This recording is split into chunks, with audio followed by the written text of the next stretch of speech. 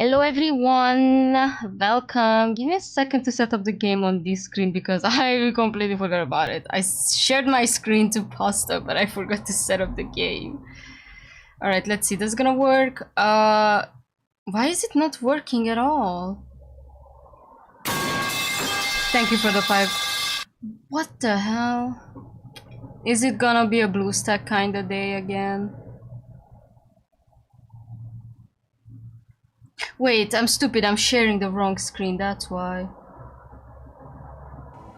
Okay. Wait. I'm sharing. I wanted to share my opera. Thank God I didn't. All right. There we are. We are going to play the Kid at the Back. I'm gonna start this stream with I did not read the extensive amount of content warning that this game comes with, and now I'm having second like not second-hand embarrassment, second-hand worries that this stream might be nuked. Hopefully not, because there are videos of this game, so we should be somewhat fine. But in case, I'm just still going to read it out loud. This is the base game. I didn't even try the not safe for work one because there is literally no one who would... I couldn't find anyone streaming this game on the not safe for work version. So, base game has screen shaking and motion, graphic violence such as blood, gore, straight up amputation and beheading.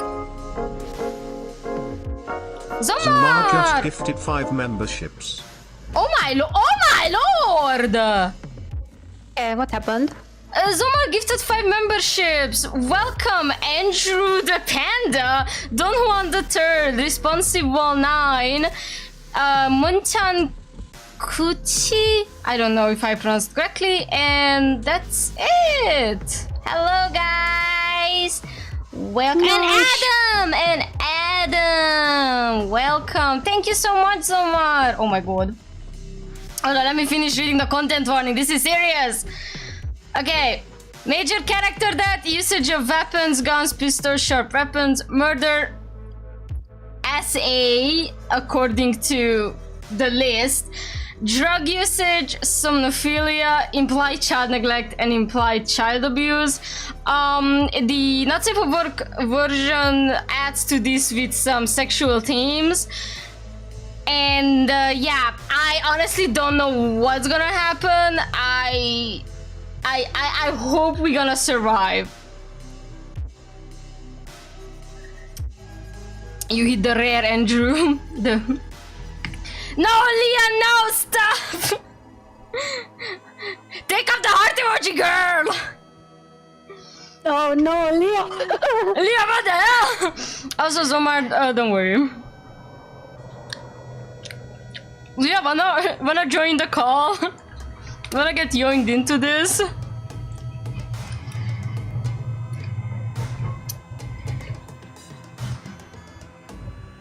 Yeah, I'm going like in this game just blind. I don't know anything about it. I don't know anything about the plot. I just heard about it. I saw TikToks of the guy because he looks hot.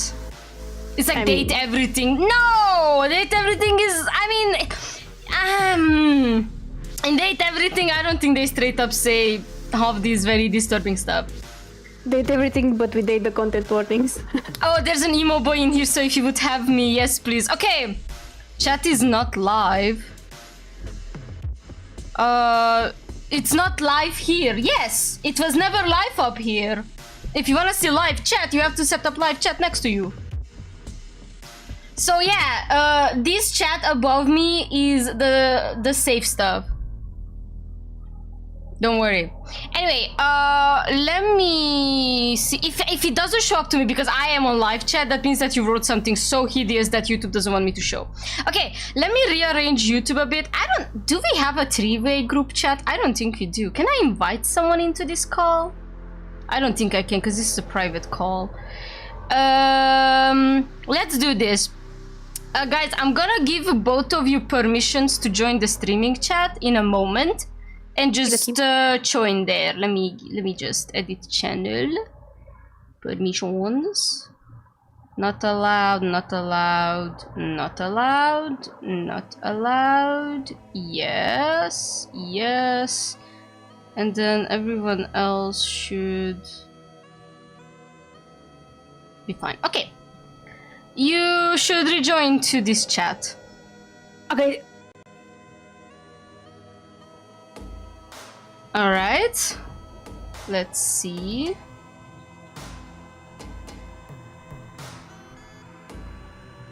What the hell? Asha. Hello. Hello. Alright, let's see. Leah, you can join too. What? Oh, that's me every time I join the call. Hey, Leah. Hello. Hello. Let me just move your little icon a bit to the left. Yippee! Okay. Oh my I god. saw the screen notification for this and I was so excited. Oh my god. Hold on, you're so loud for some reason. Oh, forgive me. It's fine. Oh, by the way, Leah, Lucy is out. Did you see? Oh yes, I did see. I wish I could buy her though, but I don't have much money for the entire Strive season pass, so like I'm still saving. I'm holding it. I'm having it on hold as well. All right, gang. Whatever happens, God bless us. Hopefully the stream is not gonna be nuked. And if it will, I probably have another game we can try. It's still apparently a bit it was still taken down by itch.io, or it's under danger by itch.io, but we can see. That's 14 days with you. So anyway, we'll see. Okay, let's start. I don't know where this is going. Yippee. This game is still in development and incomplete and may prone to encountering some bugs and errors. The game is ready to share it. Oh yo yo yo yo yo yo yo yo yo yo yo yo yo yo yo. I thought we were gonna have to watch for the stream. I would have been fine with that, honestly.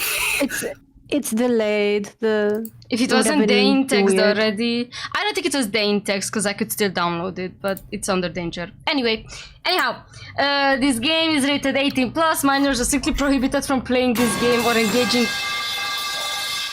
Thank you. Please like the stream. Can you guys stop when I'm reading? Thank you. Prohibited from playing the game and engaging in any shape or form of the game. In no way, shape or form the creator condones to accept the illegal and horrible actions shown in game made by the characters. This visual novel is made for creative venture and it's pure fiction and should not be romanticized or replaced in real life. It is highly discouraged. Nice. Warnings! The game includes explicit and dark themes such as death, murders, SA, I don't want to read that out loud, non-consensual touching, implied abuse, and sexual themes that may be sensitive in some audiences. You may see the full list of warnings. I already read that out loud, or the game's main menu. By agreeing to these terms, you are horribly allowing yourself to indulge with the game and in contents with full understanding and are able to differentiate between fiction and reality. Chat, if you cannot do any of that, this stream is not for you. Kion, I'm gonna punch you in the balls. Yes. It was many and many a year ago, in a kingdom by the sea, that a maiden there lived whom you may know by the name of Annabel Lee.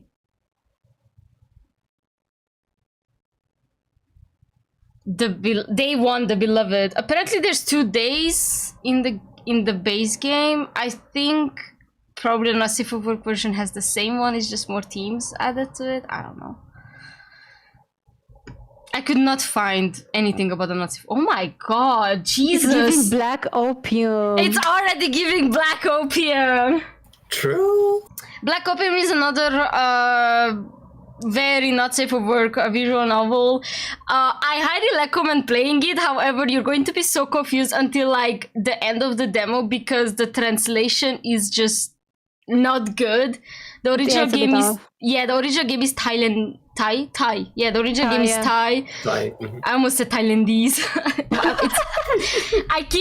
I keep thinking like that. So yeah, the original game has this very strange thing. Like they keep saying alien, and until the very end, we didn't understand what the alien meant, and then it made sense. Anyway, we'd highly recommend you play Black Opium. We do highly disencourage streaming it. It gets bloody. Like it's pretty gnarly. Gnarly. Okay. And class dismissed. By our next meeting, I need a full report of everyone's poem that they have chosen. Oh my god. Sorry. I will not accept the one paragraph. I need 2 whole pages filled with words. Everyone got that? Jesus Christ. Not everyone can write a poem. Nasty, yeah, professor. Look at how their name is written. They don't even have a sprite, bitch. The classroom broke into a series of yes, professor, while some spared no time in packing their things, eager to be dismissed and disregarding the teacher altogether. Your literature teacher packs up her own things and exits the classroom. The moment the teacher left, the classroom broke into small groups as each student gathered up to meet with their respective cliques. Oh no, we're in America. Anyway. Some engaged in conversation while some spared no time in exiting the classroom. A yawn escaped your lips. You turned your head and observed the clouds outside. The clouds are shaded in dark gray. The sky, once blue-colored, is now turning the same lighter shade of gray. The looming threat of rain made you click your tongue in irritation. Just my luck, I didn't bother to bring an umbrella too. Standing up from your seat, you're about to grab your bag when you felt a tap on your shoulder. Oh, Gyaru! Who is this diva? Gyaru! So kawaii!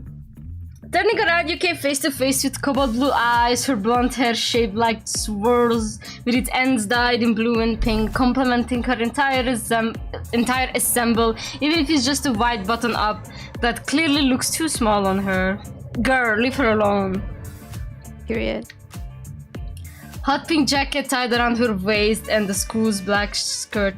So it's American college because there's gun violence, but it's still uniform. I never understand mixing cultures like this.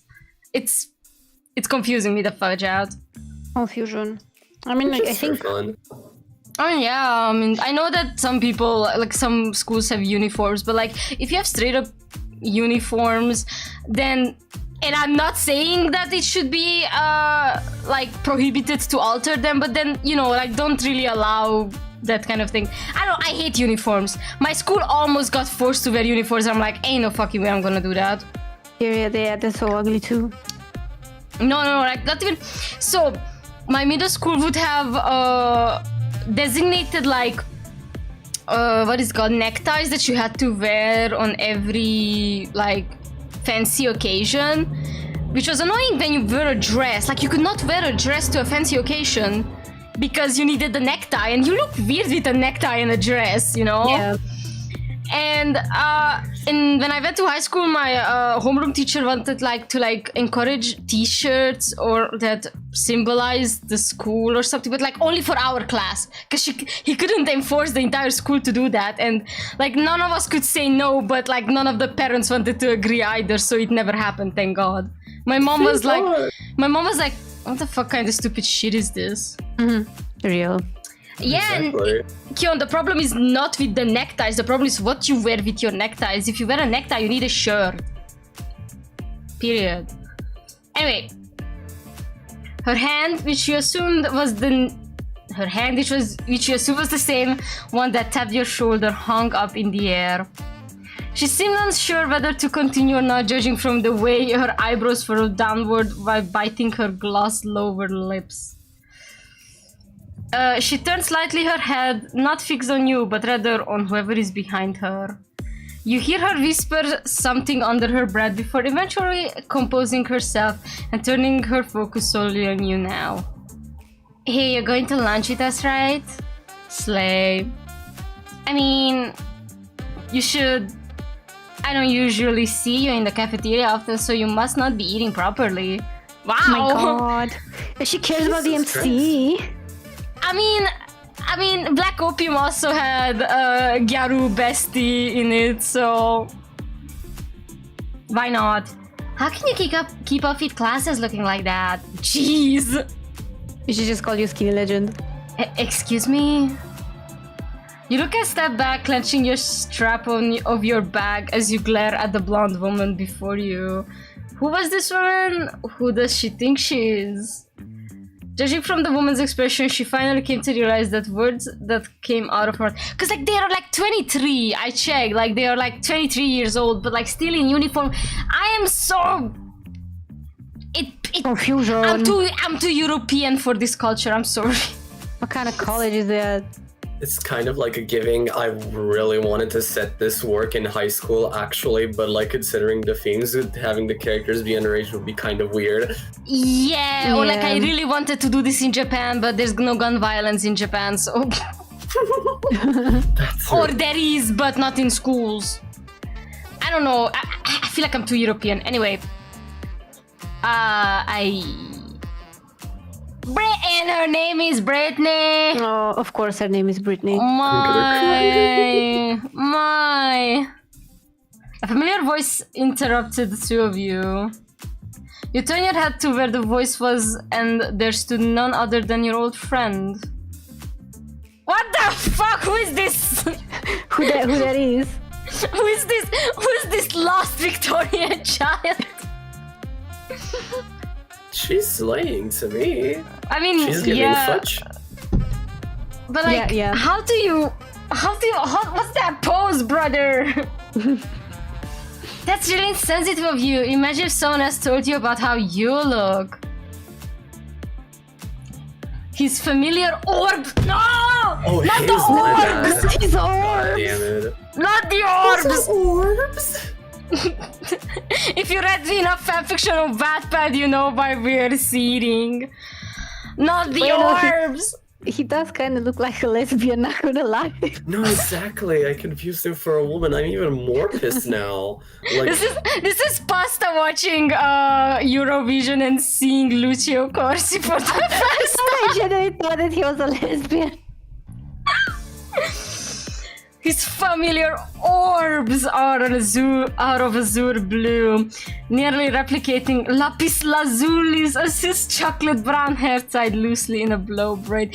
God, I don't want to insult anyone, but it's giving Wattpad. stick with it. Let's okay. Let's stick with it for now. You're right, girly pops. Sun-kissed skin and has his handsome features adorned with a black long-sleeve button-up, the indigo vest to add to his clean look. Okay, a pimp named Slickbag, tell me more. Like, you do not wear these He's known as Yeriko. I cannot. Your parents did not like you. If they named you Yeriko.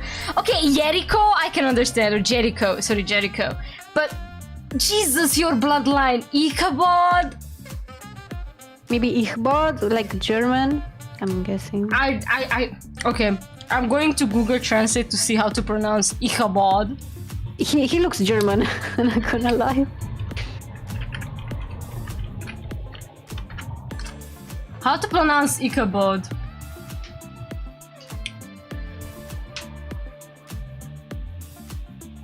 Ichabod. Oh god, that's so wrong. Anyway, I hope I don't have to say your full name ever again.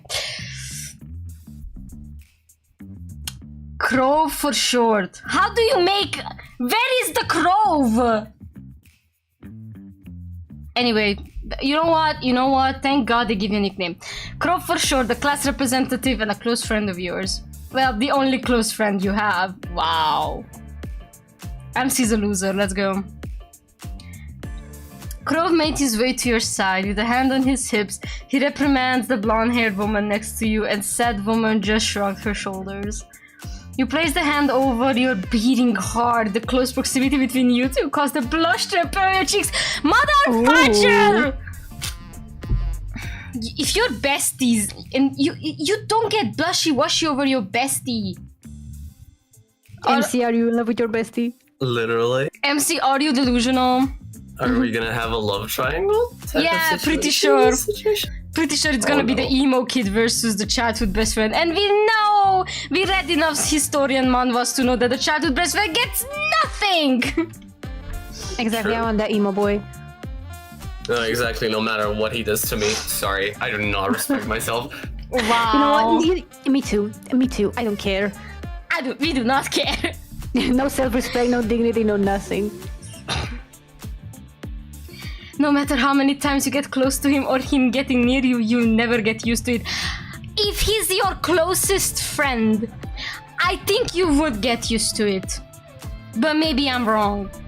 Maybe I don't have close enough friends. Anyhow. His whole aura, it just gives a warm feeling in you. The butterflies in your stomach thrashing and raging, begging to be released. He's your childhood best friend, girl. I mean, let's not say childhood best friend. It just says like you known each other for a long time, but like he is your closest friend. Yeah, it's really hard to catch feelings for a close friend, cause if you know them like thick and thin, you just can't do that, you know? Like you've seen them at their worst, bro. I don't want that. Exactly. You may have a bit of a crush on him. Okay. At least you spell it out. At least the narrator is like, yeah, gay homosexual guy. It's gay. The woman named Brittany just rolled her eyes, seemingly used to Crow's reprimands. You know what? I'm with her. Well, you're the one who insisted on me initiating talk. You could have done it more nicely, you know? Like a simple invite alone. I don't like this stance. It's so weird. What but name and an individual and... Crow gives you a small smile by handing out something to you. You look down to see it. Please tell me that he's secretly some kind of weird freako like Leander. Just so I can sleep better at night. It was your ID. Why do you have my ID? Girl! That's not suspicious at all. You dropped this, by the way. Your name. Stupid. Our name. So what's our name? I don't know. Which one you want, I guess. Think about something. Think about something that. I wanna see Big Dick Steve. Oh, not Big Dick Steve. No, usually when I don't know what name to put, like I visual know novels, you. I just write Walter White. That I'm playing Iron Kingdom right now, and my character is named Walter White. Oh my god. Should just name ourselves Slickback from A Pimp Named Slickback. No, do the whole thing. A pimp named Slickback. Can I? No! No! Can I do Slickback? I can do Slickback. Should I just... Your last name is A Pimp Named. Wait, no! No. The other way around. It should be the other way around. Okay, wait, right? can I go back? Yes, I can go back. Okay. So it's gonna be Pimp Named Slickback. Yay! Your ID shows my name, Pimp Named Slickback, along with my pronouns. The woke ID? Woke ID? Wait, I need a screenshot of this. I need a screenshot of just this. I wish this was a thing, actually. With the pronouns? In my ID, yeah. I'm just gonna post this somewhere so I have it. Oh god, okay. They, them, theirs. Sure? Because we're multiple people. Yeah. Exactly, we're multiple guys. We're literally like three people in a trench coat. You stare at your ID. You stare at your own ID picture and see yourself more natural, feminine, masculine. Do you guys want to be more feminine? Whichever you want. I'll say feminine. Representation. You use feminine terms and will be called no neutral. You use gender neutral terms and will be called kid. Yeah, try masculine. Yeah, let's see. Boy man. Okay, what do you guys want? I don't know. Whichever you guys want. What do you feel comfortable? I don't like kid person at all. So are we okay with being called girl? Absolutely. Are we trans feminine or trans masculine in this house? Trans femme. Period. I think I'd be trans mask for obvious reason, but we're gonna go and this is for you, Leah. This one's for you. True allyship, true allyship. Yippee! You looked at your ID picture, seeing a young woman and reading your name with your eyes. Name, slickback, pronouns they, them. Hell. This game is already peak. Yes. Your fingers briefly brushed against his. You bit your lip, then muttered a small thank you before pocketing your school ID. Oh, it's a school ID, not your... Thank God, bro was already like writing down and making a birth chart out of your social security number. Crow gives you a close-eyed smile, returning with his own thank you, then turns his attention back towards Brittany. Following up behind Brittany are 3 more people. Oh my god, the Danganronpa ass stand! What the hell? Who's this Ben 10 looking ass motherfucker? And I thought Crow's pose was bad. What is bro doing? This is literally... Sorry. This is literally Danganronpa. Straight up. It's worse. It's worse than Danganronpa. I'm gonna be so honest. The tallest of the 3 is a sporty looking man clad in green and yellow jersey with a number 10 settled in front. Do you dare take Ben 10? Don't you dare take Ben 10 name in the desert. This desert? Whatever that means. His eyes are bright green, the color that kind of reminds you of green apples. That was a sentence! You could have said anything!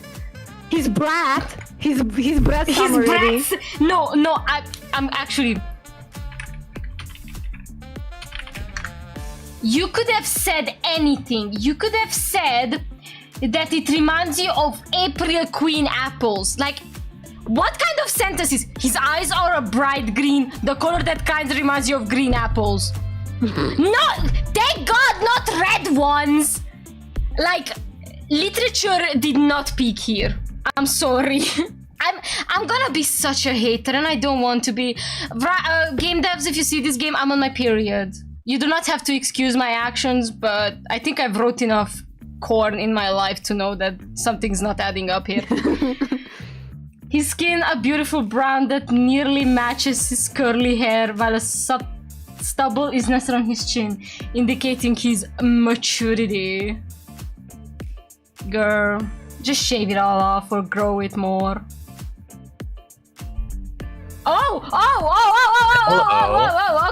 Okay.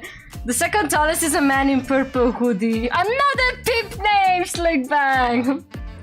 His eyes are sharp and slanted with long lashes adorned with teal-colored orbs underneath. Okay. Not the orbs. Pause. Tell me that they have multiple sprites and not just front-facing ones, because... That's so unsettling. Yeah, the front never do front-facing sprites. They're just weird. His hair straight and styled into a hime cut, save for a short strand tied with a red ribbon and a low ponytail bound with the same shade of red behind him. Wait, what now? Oh, so there's a red thing tying the... No, okay, I realized. I see. He looks uninterested with what is going on around at the very moment. He's literally just like me, for real. Sorry. Girl! Velma Dinkley!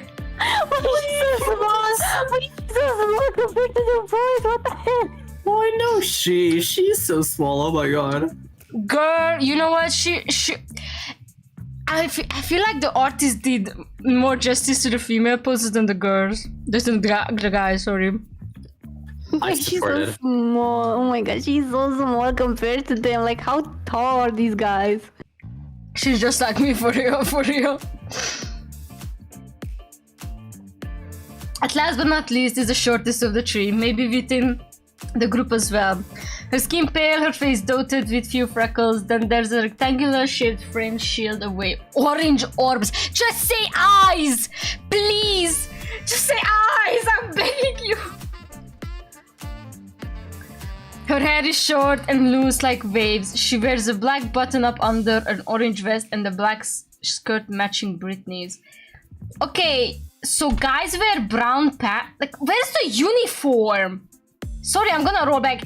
Nothing is giving uniform between the guys.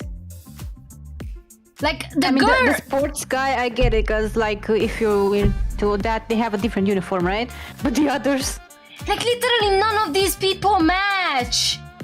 Where's the uniform? Cause, like, yeah, you guys both wear a black skirt. That's... makes sense. Damn, Brit, you sure are bad at socializing. Hey, Gio, seems like you have competition. The tall jock clad in yellow and green sport jersey lets out a you could have just said the tall jock. Like, you didn't have to say all that. Lets out a loud laugh, causing some students to turn to look at him. Britney's face grew red from embarrassment. Gritting her teeth, she crossed her arms while tapping her foot on the ground. This only made the jock laugh even harder.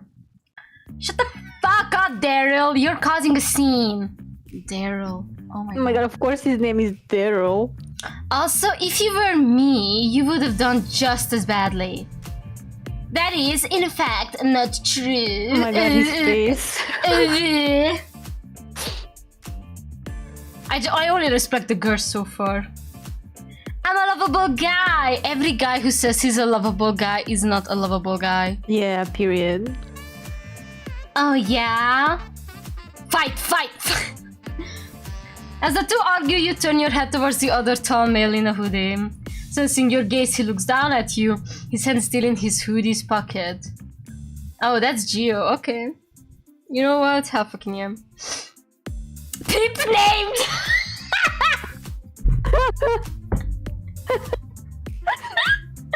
A sudden chill went down your spine. Nah, he's just shy. Aww. You quickly avert your gaze away from the imposing male and landing on a meek girl in orange right beside Brittany. She hasn't spoken since she arrived with the two males, but judging from how attached she is to Brittany, you're guessing she's closer with her than the rest of the group. Yuri! Yuri! Yuri! Hell yeah. Yuri! They do each other. She does her makeup. Wait! They're girlfriends! She's wearing an orange bracelet and she's wearing pink! You? Oh my god. Oh my god. This game is saving grace. Finally. You know what? Hell fucking yeah. Yuri time! She kind of reminds you of yourself when you were still new to the school with no one to talk to. Not until Krove befriended you, of course. Were you as clingy to Krove back then as she is with Brittany now? Shut the fuck up! That's girlfriend. Sorry, they're kind of a rowdy bunch, huh? I hope you're not too overwhelmed. They sure are. Something. Look, pimp named. You're still free not to join us for lunch if you're uncomfortable. Meeting new people is overwhelming. I just want to let you know that I respect your feelings and that you matter, pimp named. Crow reassures you with a worried smile on his lips. You turn back at the group to talk to the tall jock named Darren, now bothering Joe with an arm around his shoulder. The visible irritation on Joe's face did nothing to sway Darrow's happy-go-lucky personality. Oh my god, this black cat golden retriever. Okay.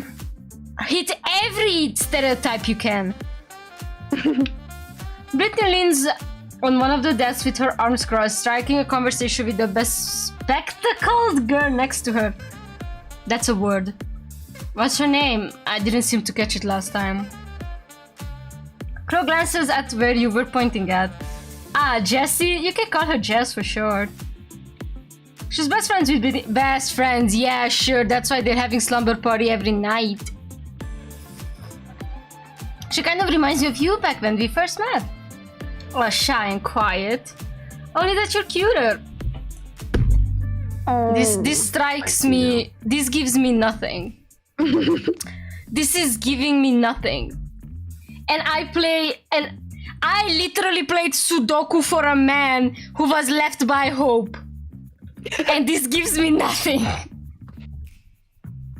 Sorry. Crow Crow pinches your cheek playfully and you groan, but your mock annoyance is betrayed by the small smile that formed on your lips. How time flies, huh? That's right. You got yourself acquainted with Crow in your sophomore year. So what are we now?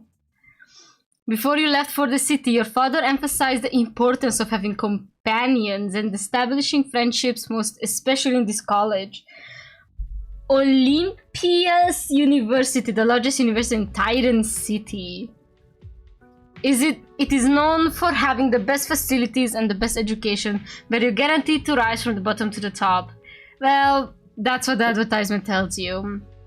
You tried getting to know people during your first year, but to no avail.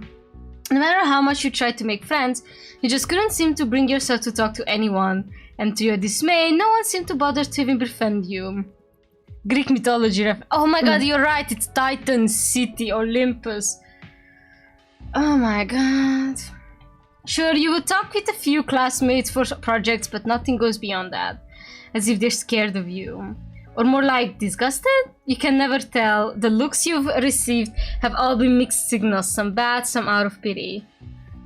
That is, until Crow came into the picture. Among everyone, Crow was the sole person who approached you with the intention of friendship. You were wary of him at first. Why would someone want to befriend you out of nowhere? Your past experiences caused you suspicion. You've had a history with people who tried to earn your good graces because you were somehow beneficial to them. You thought Crow would be the same case, so you ignored him. They are all reincarnations of Greek gods. No way. No way. Really? No way. I mean, I guess we'll have to see. Like, Jess would be what, Athena, and because it's smart-looking girl, and the Gyaru is what, Aphrodite. Aphrodite as a Gyaru does sound cool, though. I don't know, I don't like this idea. You tried to dismiss him, ignoring his presence as usual, but Crow was determined to break down your walls and kept insisting on tagging along until it annoyed you once. Just once. That is, until it happened on the last day of your first semester in your sophomore year. You fell victim to one of the school's biggest hidden flaws. If Crow wasn't there to stop them, you could not begin to imagine what might have happened to you. Oh, okay! What happened to you? The sprite does seem so much injustice. Oh my god, he looks like Felix from Last Legacy. Yes! Like, this looks nice. Mushmugum. The CGs are way better. Okay! Oh my god. I see where this is going. You can only date one of them. I still want the emo kid. I don't care. I don't know, yeah. If Crow looks like this, like right now, like in his normal sprite, I would consider. Yeah. But I want to say the emo kid by principle. I'm sorry. By principle. Exactly, yeah. It's not a need, it's a must. Thank goodness you're unharmed. You're concerned about me? How about you? You're the one who's hurt. You're the one who's hurt, Jesus. Thinking back, you thought he was crazy and stupid. Taking blow after blow until the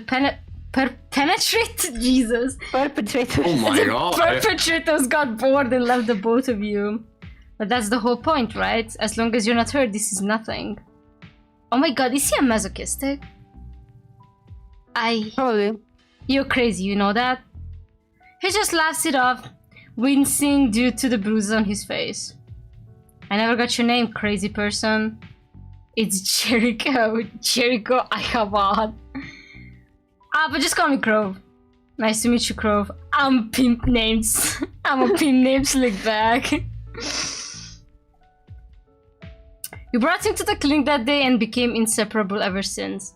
Right after that incident, Crow promised to never get in fights again and continues to keep his word on it. You really owe it to him. You look back at Crow. He tilts his head. Something is on your mind, pimp named? Nothing, just happy that you're my friend. Oh my god, what is this?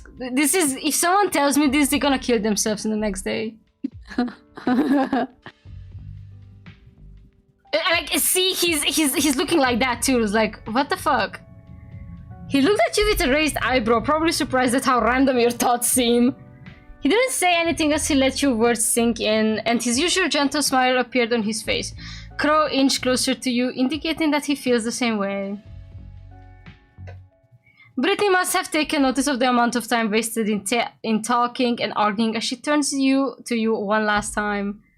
You thought a little bit too much. You'll end up not getting any seats if you keep this up. So, are you coming with us or not? Caught up in your little daydream about the past, Brittany finally spoke up, catching your attention. You look back at Grove, recalling his words. Don't force yourself to join if you're still uncomfortable. How do you save? Yeah, let's save. Ooh. How do I go back? Right click. Oh, thank you. Oh my god, Andrew's finally in chat. And also right click also if you want to save just quickly, just right click on the screen. Oh my god, why do you... No, never mind. You played these games before. My bad. That's all I play. Of course I know. The I is the return button. Oh, the I? Oh, you're right. Bruh! I'm so blind. You decide to go with them, go to the library, go somewhere else. Okay, I guess if we want to see the emo boy, we should do something else. Yeah. Library or somewhere else? Let's try somewhere else, because why would the emo kid be in the library, Oh, so you wanted the library or the somewhere else? No, I'm saying, why would the emo kid be in the library? We should do somewhere else. You glance at the blonde-haired woman as she waits for your answer. You turn to Crow. He too was anticipating an answer from you as a nervous drop of sweat rolled down his temple. You've got to be honest, Crow was right. All of this is still quite overwhelming to you. Though throughout your years here, you've only gotten used to Crow's presence and he's alone. But then yesterday he introduced you to his new group of friends you didn't know he had. You're happy for him. You really... What is this heartbeat going on? Anyway, you're happy for him, you really are, but why does it feel like a lie whenever you tell yourself that? And why does your heart swell and your stomach churn from the thought of him not being by your side all the time? Oh my god, MC's needy. The horrible feeling of green envy and raising jealousy consumes you ever since the thought came across your mind. A sudden lump made its way to your throat, hindering you from forming words as you can feel your eyes threatening to water while your shoulders started trembling. Jesus Christ, girl. Chillax. You needed to get out of here. I need to go. Pimp named? You ignore him and the group of you push him away, earning a shocked look at... Thanks, Andrew. A group of you pushed away, earning shocked look on both Brittany and Crow's face. Pip name, wait! Damn, I didn't think Brittany would make someone cry by being so bad at communication. For fuck's sake, Dana, shut up! I didn't mean it, okay? No, it's not your fault, girl. Yeah. Wait, I'm right, aren't I? I'm going after them. Huh? Ikabon. Buddy. Croft didn't listen to his friends calling out his name, especially Geo, as he ran after Pimp Name, rushing out of the room, hoping to catch up to them. Oh, we might have made a mistake. You shoved through the sea of students, receiving some irritated looks after pushing them aside. The looks don't matter to you, however, as you try to get out of the crowd as quickly as possible. Pimp Name, wait!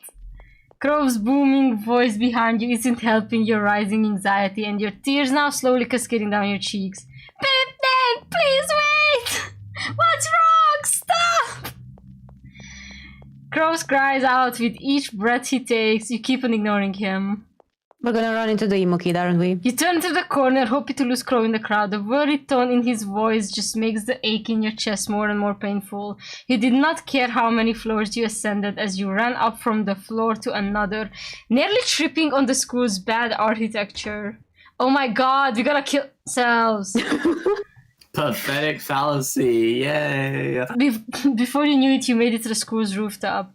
Pressing an ear on the door, you don't hear Crow's call anymore, and you let out the breath that you've been holding. And then everything slowly crashed down on you. You fell down on your knees and hugged them, not bothering with how dirty the floor is anymore. Damn. Oh my god, are we like gonna stop the emo kid from like jumping or something like that? And now I'm gonna join him. I don't want to be that much of a hater, but same. Yeah. Oh my god. Yeah, real. You look up as a few droplets of rain slowly drop down from the sky, a reflection of the salty tears now draining your cheeks. I'm so pathetic. Crow is his own person. I feel so selfish to even think I'm his only friend like he is to me. Of course he can have other friends beside me. But why does it hurt? Is it because I'm just some nobody? All of them look so cool, especially that Britney girl. Yeah, real. She's tall and pretty. Heck, I might mistake her for a model if it weren't for her uniform. She seems like Crow's type. Hongshu. The familiar ugly feeling made its way to your chest. You tightly clench your fist to where your aching heart is. You want to rip it out to the open and toss it from the edge of this building. Will he leave me if he deems me unworthy? Was I ever worthy to be beside him? You can't think anymore. You don't want to think anymore. The tears now flooding your eyes as your sniffles turn to sobs and you bury your face on your knees as you cry your heart out. The rain now heavy as if resonating with your sorrows. I think this story would have made so much more sense if the characters were in high school, actually. I don't think this is like... Yeah, this is not college kid behavior. This is maybe straight up not. Maybe a freshman, but they like met after sophomore. Yeah, so this is like junior year. Yeah. Christ. No, like girly pop. At this point, you literally need genuinely to go to a psychologist if you think like this. Yeah. I'm sorry. No, exactly. You have no idea how long you've been crying, but you run out of tears to shed and have been staring at the blank space for a while now. Maybe it's time to head back. You look up at the dark skies and the rain slightly calmer, but still not stopping in its downpour. Standing up and dusting your back, you were about to grab the handle when you heard another voice from the other side. Your heartbeat quickened. You swore you were alone when you got here and you were blocking the door the entire time, so no one coming in would be near impossible. You're curious how this individual managed to get past you. Or maybe they were just here before you, who knows? Forgetting your initial plan, you slowly approach the voice, making sure not to make too much noise as possible. Oh! That ain't the emo boy! Who's this? Just as you suspected, there is someone. A young man in green vest, must be his uniform, hair in shade of light blue, like how they remind you of the skies before it darkens, tied into a low ponytail by a white ribbon. He seems to be in a deep conversation with whoever was behind the phone he held to his ear. You can't quite hear the conversation he was having, much less understand what he's talking about. You assume he's speaking in a whole new, different language. Oh my god, what did I miss? I had to go to the bathroom for a little bit. I'm so sorry. It's not the emo kid. The emo kid is probably in the library. No! Oh no! I think we just go back. I'm gonna save here then. And then load that one. I head to the library today. With a hand on her hip, Brittany stares at you as if waiting for you to change your mind. Seeing that your decision is set, she loosens a sigh. Brittany wordlessly turns on her heels and walks out of the classroom, the rest of her friends following behind her. Crow, however, stayed in his exact same spot right next to you. Noticing this, Joe, the one in the hoodie, stops. Crow? Oh, be right there. Cringe. Crow paused shortly to sneak a look at you before walking towards Geo, his movement slow and hesitant to leave your side. Although Crow did not give you a farewell glance before reaching his friend, it was Geo who glared at you over his shoulder. His gaze— oh my god, is this toxic yaoi? Is this some like don't touch my boy? I'll take this. You know what? He's all yours. He's all yours. They should kiss. His gaze was intimidating and intense. It reminded you of the way predators look at their prey. You felt your heart stop beating for a moment. Confused by his apparent stillness, Crow was about to question his blue-haired companion. Blue? Oh, this is blue. Oh, this is blue. Okay. But Geo waved his hand dismissively. Before Crow could notice anything, Geo breaks his gaze away from yours and ushers his friend out of the classroom. You let out a breath you didn't know you were holding. What was that about? He gave me nothing but short glances and glare since I met him. Maybe I'm not suited to be part of the group. You shake away the negative thoughts attempting to plague your mind, returning to your original plan. You packed up your things to proceed to head out. Next up, the library. The rowdy hallway buzzed with noise and as sweaty and tired students made their way to their respective classes. Some presumably headed to the cafeteria for a break. Several were headed to the same directions you were walking. With the library door within your reach, a smile etched on your face. You opened the door immediately, greeted by the familiar scent of coffee and liberal books? Library books? Please no. Liberal books. Alright. You've always been awed by your university's fancy facilities. In fact, the library surprisingly operates as a small cafe, serving coffee to students who need it early in the morning until the afternoon. What? That's kind of dangerous next to all those books, but... okay. It is a huge hit amongst everyone, and you understand why. Caffeine is the fuel to college students' very souls. I didn't drink coffee until I finished uni. The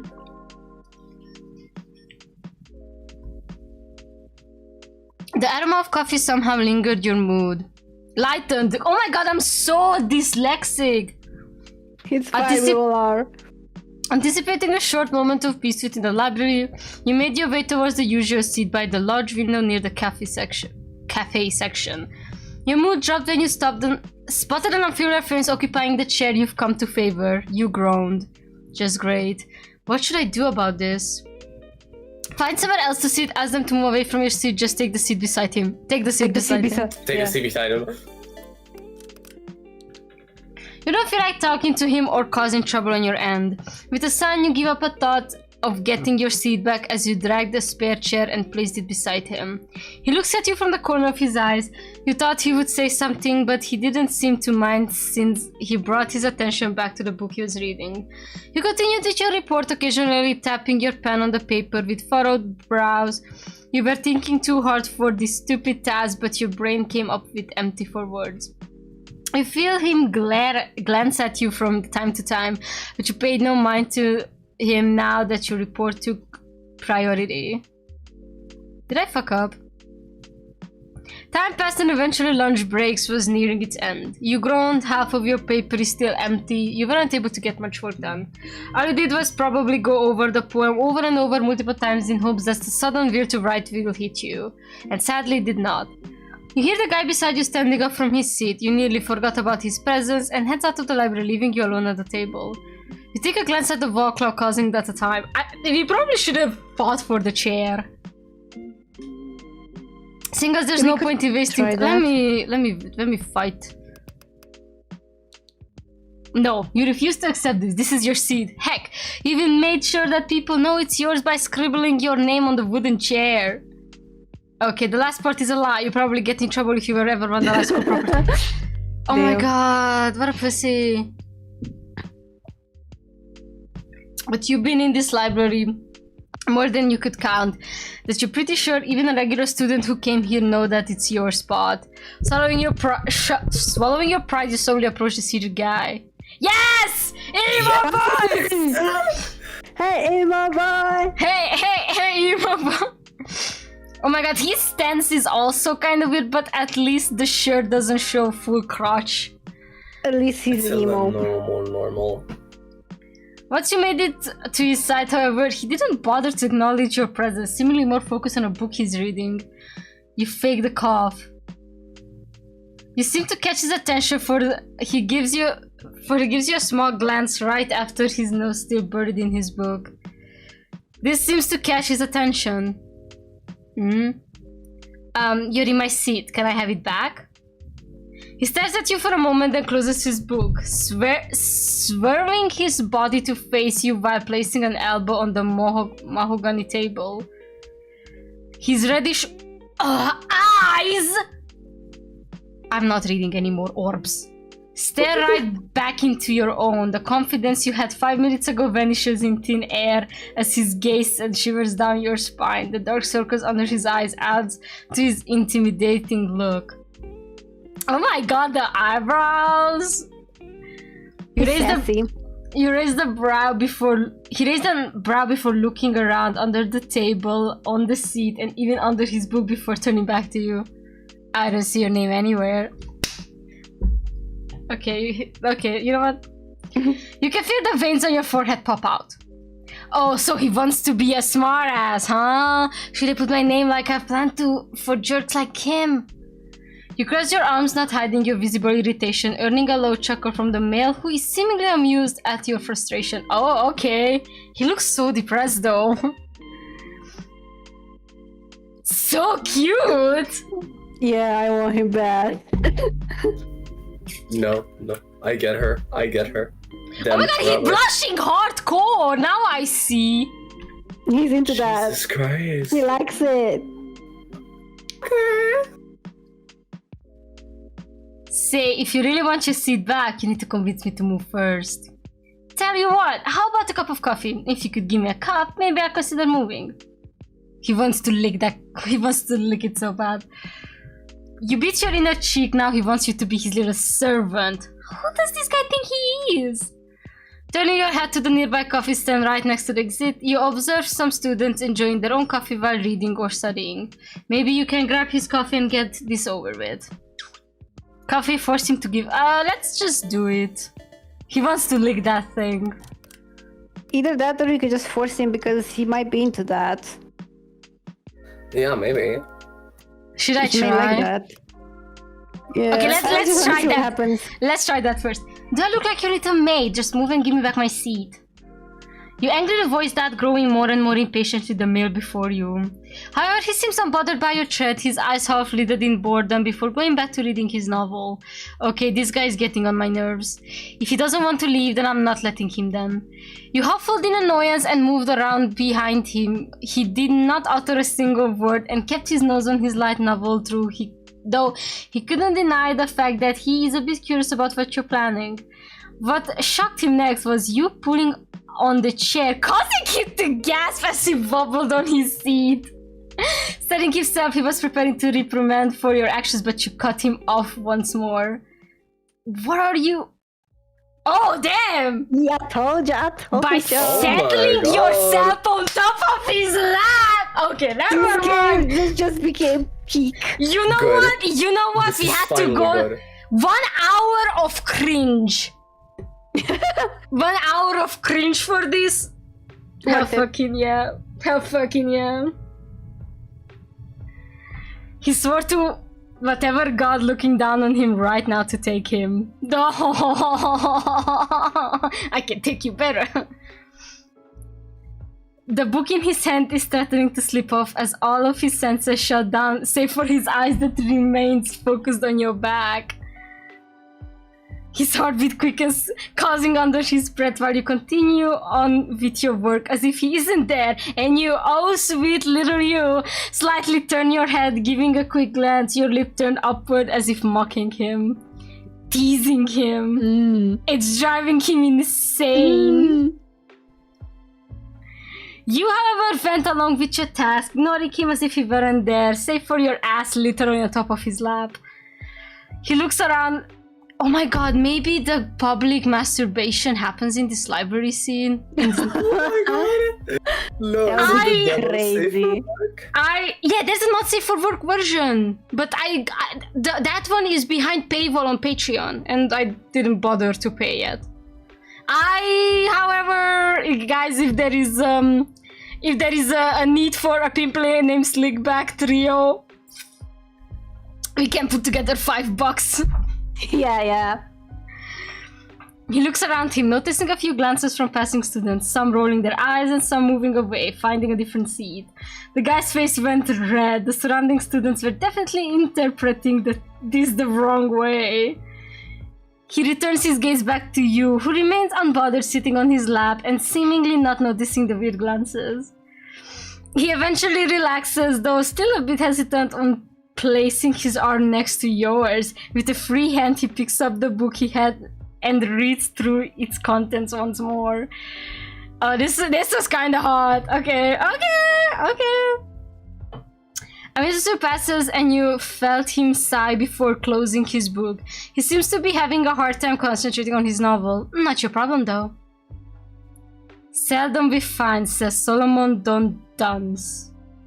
He reads out, making you arch an eyebrow whilst trying to ignore him still as you remain focused on your papers. Half an idea in the profoundest sonnet. Though all the flimsy things we see at once. If he's reading, is it reading through your papers, more specifically on the poem you chose? As easily as draw a Naples bonnet. An Enigma by Edgar Allan Poe, huh? Not a bad choice. Not Edgar Allan Poe! Of course, the OG emo guy. I feel like Edgar Allan Poe is what is to America is what we feel like Mihai Eminescu is to us. Or no, like, Bakovia. Bakovia. No, I'm not talking. No, I'm not talking about the fact that it's emo. It's the fact that it's the mainstream. You know? Yeah, I guess. Oh, fair enough. Wasn't Allan Poe British, though? Am I misremembering? I thought he's American. Edgar Allan Poe. Maybe I'm wrong. American. Oh, okay. He's American. Okay. Now this got your attention. In all honesty, you just grabbed whatever book that your hand thought felt heavy and went along with it. You were lucky enough that it was a singular book filled with stories and poems about this author named... This author, like it's not the most famous American poet. Named Edgar Allan Poe. You went through the book's table of contents and the title caught your attention. Maybe it will have the same effect to your ignorant of teacher as it did to you. But it seems like this talking chair of yours is taking an interest in it first. Not bearing to ignore him any longer, you speak up. It's the first thing I could find that looks interesting. Nothing much as long as I've got something to write for my report. That's fair, but did you know this poem is also a puzzle? Welcome back, Zomar. We sat on this guy's lap. Hey. This piqued your curiosity. A puzzle. He nods. Then, with a finger, he points at the first line of the poem, then on the second. Yes, a puzzle. This is one of the few words of his that I find quite charming. Looking at where his finger is pointing, you try to look for a puzzle. He's speaking of... But despite reading through the sonnet carefully, you couldn't seem to find the puzzle he was talking about. Why are you screaming my name, Andrew? Because Andrew got membership thanks to you, that's why. He must be fucking with you. I could fuck with him. Mm-hmm. Jesus! Trying one last time, you scan the word. What's your answer? Okay, I have to read that shit. Seldom we find half an idea in the profoundest sonnet. Through all the flimsy things we see at once. What the fuck is the answer? Just Google it. Because I genuinely have no idea. I'm not American enough. Edgar... Should I try Edgar Allan Poe? Edgar Allan Poe puzzle? Puzzle poem? Something like that. Puzzle oh, there is literally a puzzle poem. An Enigma by Edgar Allan Poe. Seldom we find... Oh! It was written in 1849. Answer? What's the answer for the puzzle? Sarah Anna Lewis. Oh, I straight up... Oh! Yeah. Wasn't that the name of the? Wasn't that actually the in the beginning of the game? Didn't they set straight up Sarah Anna Lewis? Like when I read the intro, there was a maiden named Sarah Andrew Lewis. Wait, give me a maiden second. named Sarah Andrew Lewis? Or was that another name? Maybe another name, but Sarah Anna. But Lewis. yeah, something like that. Sarah Anna Lewis. Yes, it's still the same with the Enigma. Oh yeah, it's the same. It connects to this woman. Can I copy paste? Yeah, I can. Let's go. We feel a part of your head making you tilt your neck to his direction as you try to face him. There on his face is a calm smile directed at you as if saying, "Good job." I'm good. You're a smart cookie. I'm a smart cookie! Okay. I'm screenshotting this. I'm screenshotting this. I'm literally here to be torn apart and eaten at any time. Girl, we are so lost in the sauce. Just look at him! And then look at me. Y'all would make beautiful emo children. Is what I'm saying. Exactly. Beautiful emo children. He's the bearing parent, by the way. Obviously. Yeah, he gets pregnant. A smug smile made its way to your face, chin up and eyes closed. But of course. You look back on your paper on the poem specifically, a newfound sense of respect for the sonnet after knowing its hidden meaning. This just adds to more content in your paper, and maybe it'll help you get an even higher grade for it. Maybe hitting the books isn't so bad. You lean back on the chair, nearly forgetting you're literally on someone's lap, causing you to accidentally press your back to his chest, making him jerk on the seat. If the Nazi forward version does not have this scene, have the straight up public masturbation, I don't know what. Imagine his hand sliding to the front. I'm so curious now, like what? Alright, chat. I know. Okay, does one of you bring a laptop to Comic-Con? Cause I can't.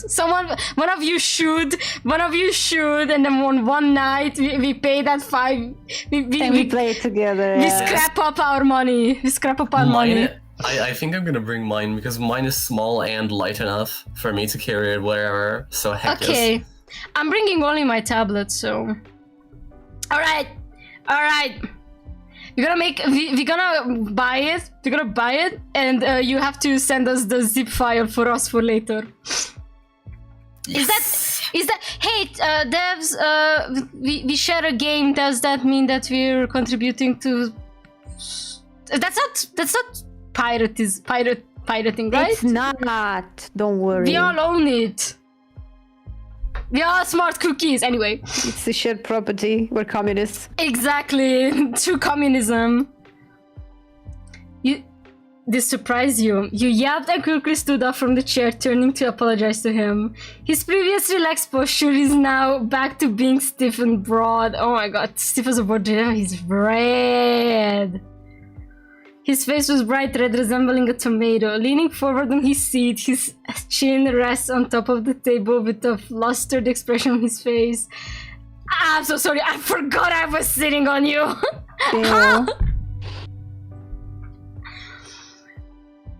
Oh my god, I was sitting on him. The sudden realization hits you and you quickly want to bury yourself in the ground. The student before you remains silent, his face still burning red and his eyes wide as plates. He shakily grabs his book and quickly stands up from the seat.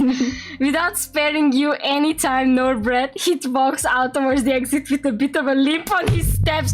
No, he has a boner! Boner alert!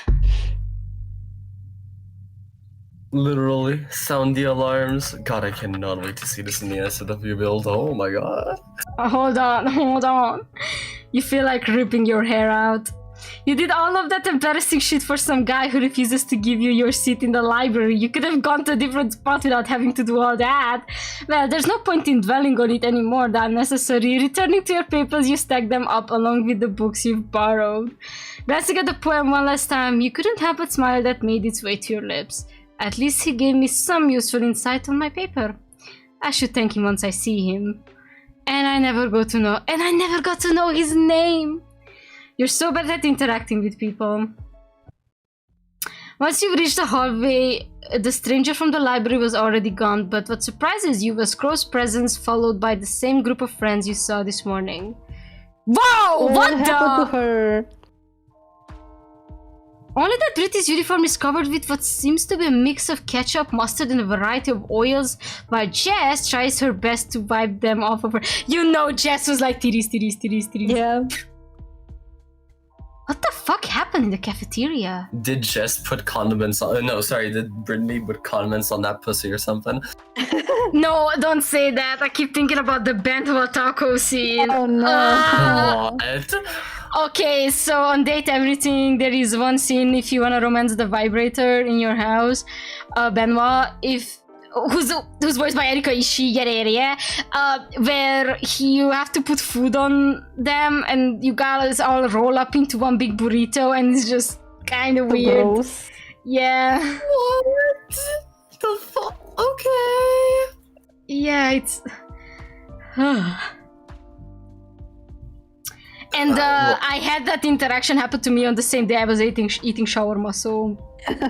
Oh, well, I guess we should still thank that Date Everything devs for like putting in a fetish for everyone? Question mark? I mean, yeah, I guess. Hey, at the end of the day, we romance Benoit, so that's great. Yeah. True worth. A pimp named. I was about to check up on you. How are you feeling? I'm doing fine, although... You turn your gaze to the blonde behind him. Crow follows your line of sight and scratches his cheek. A drop of sweat rolls down his neck. Sensing your curiosity, turns to Brittany. The blonde woman just waves him off, refusing to meet his eyes. Taking that as a sign to proceed, Crow explains. Things got a bit hectic in the cafeteria. A food fight broke out, and interestingly, all of you are fine but her. Huh. She was the one that started it, probably. And it was the best food fight ever! You should have seen the face of that red-handed bitch when you slammed ketchup on her uniform.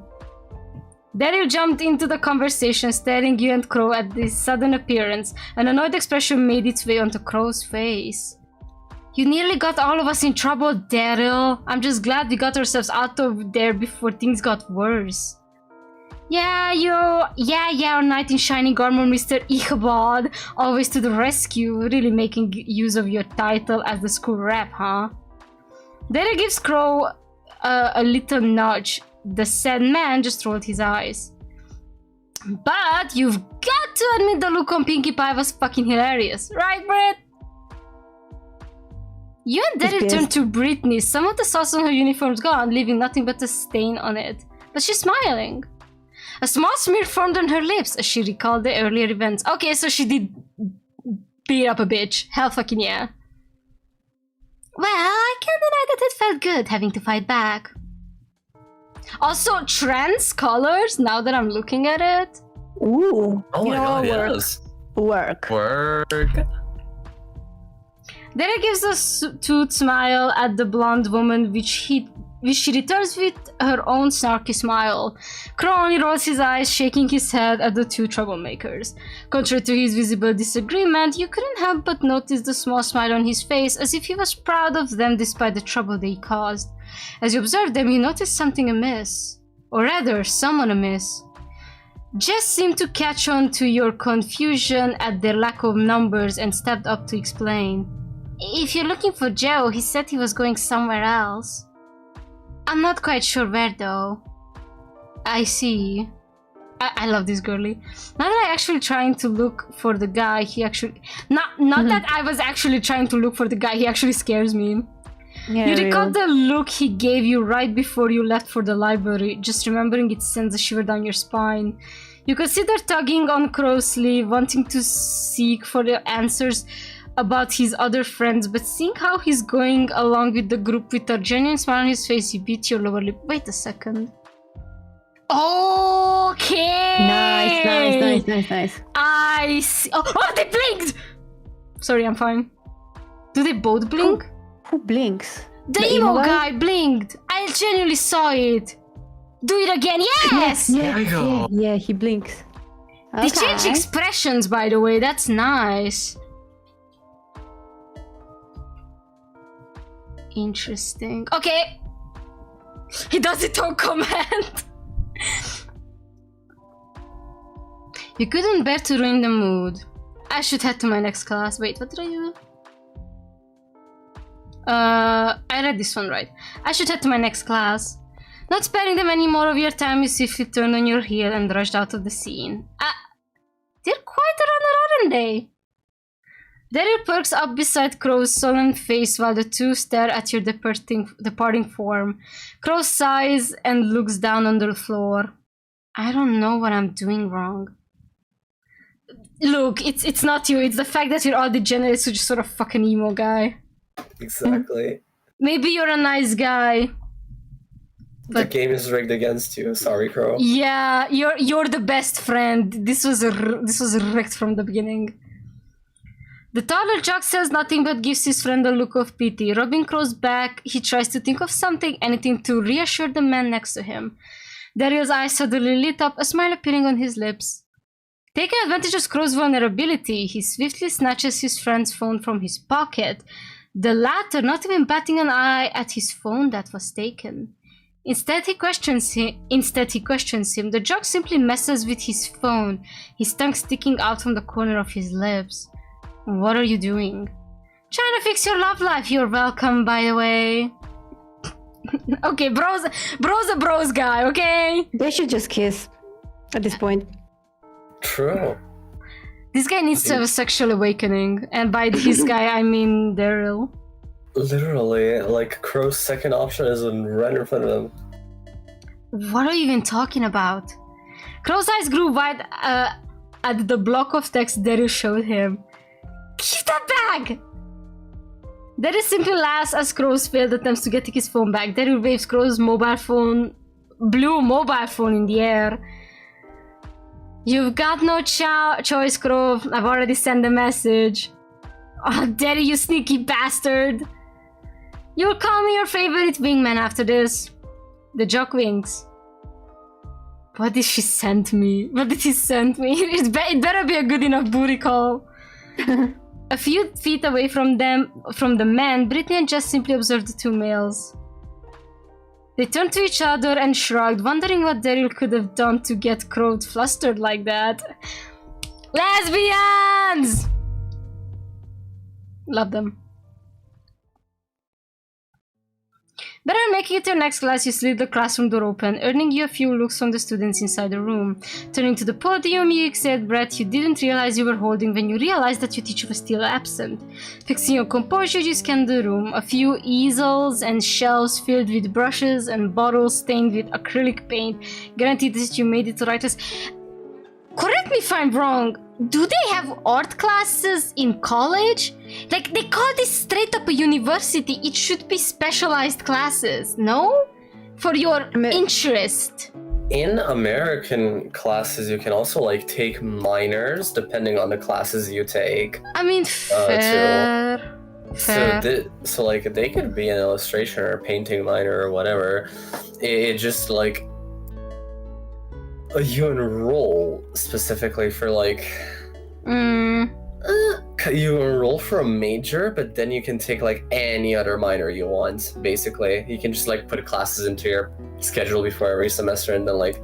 Okay. But it's first come, first serve, unfortunately. No, so it's like that.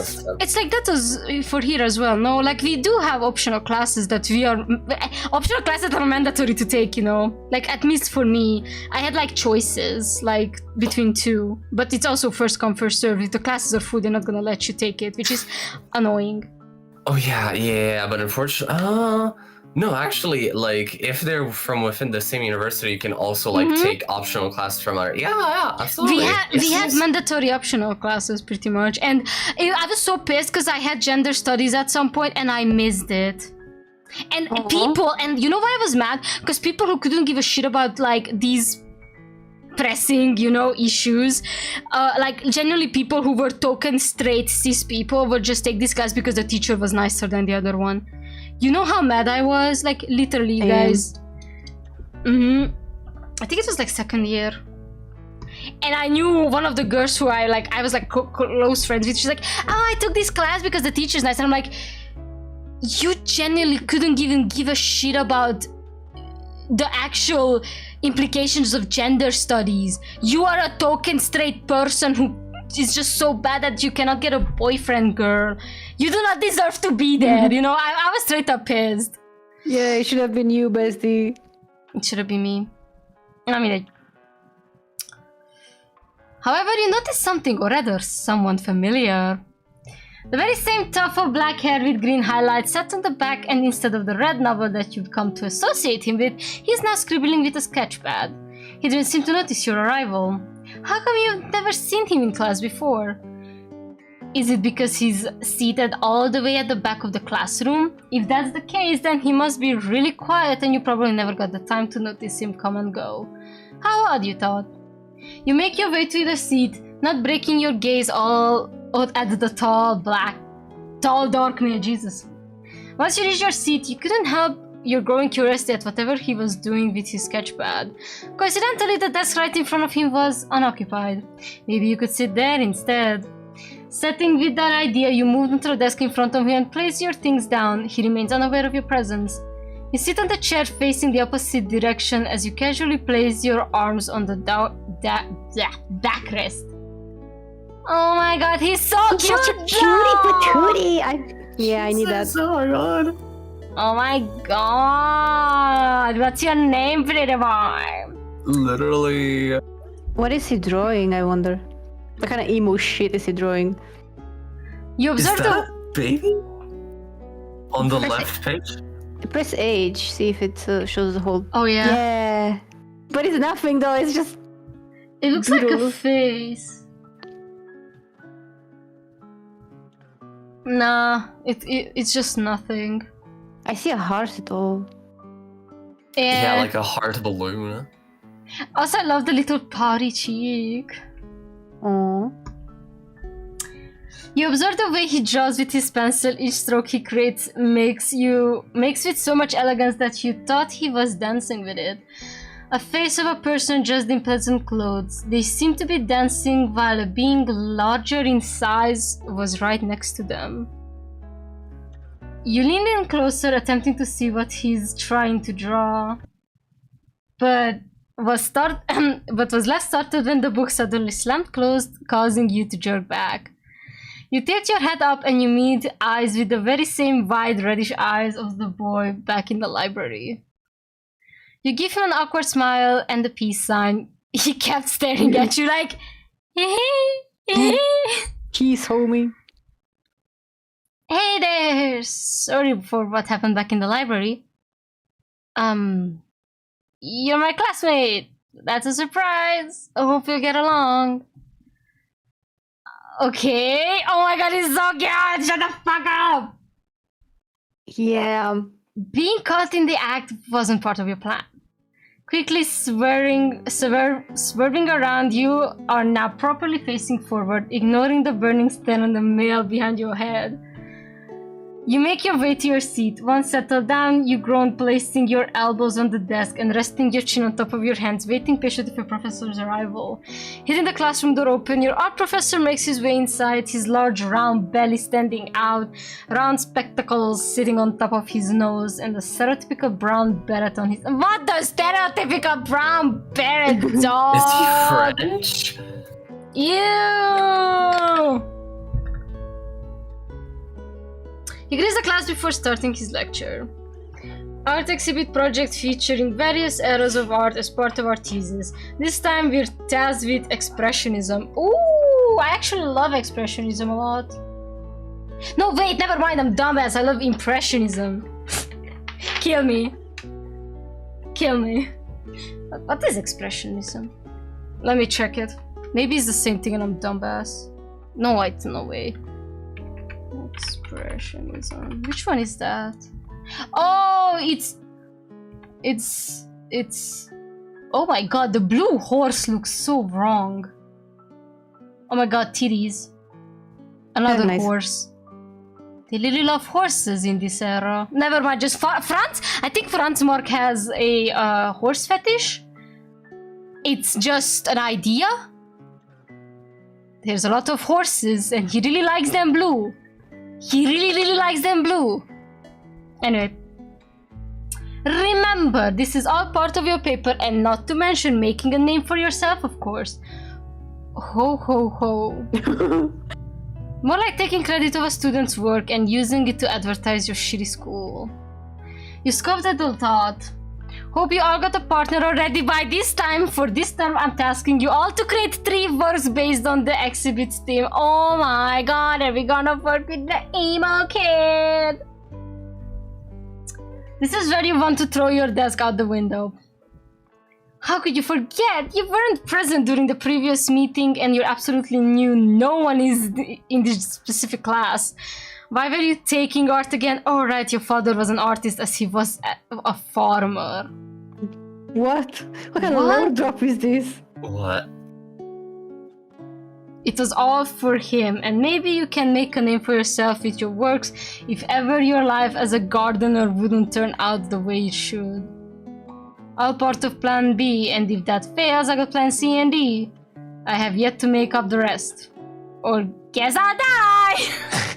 Yeah, real. So true. You shake away your silly thoughts. The problem is now at hand. You do not have a partner to work with.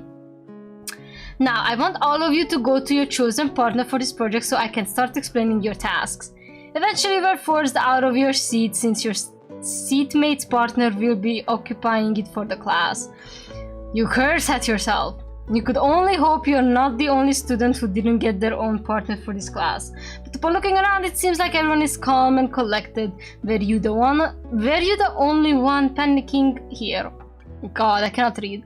Unlike the rest of the class scurrying around to meet their partners, you were the only fool who was standing still.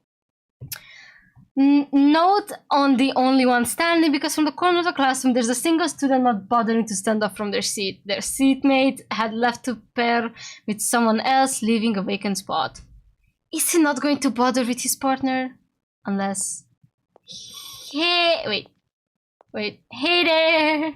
He looks up from his desk and looks at you approaching from before. You're eventually standing next to him. It's you. Seems like you're a bit lost there. So you have a partner? No. Well, just your luck then. Me neither! Yay! Okay. So, do you wanna be partners? Sure, why not? You look the vacant seat right beside him. His book now tucked away, and on his desk is now a pen and a piece of paper, seemingly ready to take notes. Hey, I never got to know your name. It's not quite important. Well, I should at least know who to call you instead of Green Streak Guy. He raised a brow at your silly nickname you gave him before slightly shaking his head. Sullivan. I'm not even Brugmansha? More like That's such a nice name. What's with the names in this game? Brugmansha. Oh, that's a plant! Wait, is Ichabod also a plant? No, Ichabod is a straight up guy. So that's a plant. It's those flowers that are like a bell. Let me look it up.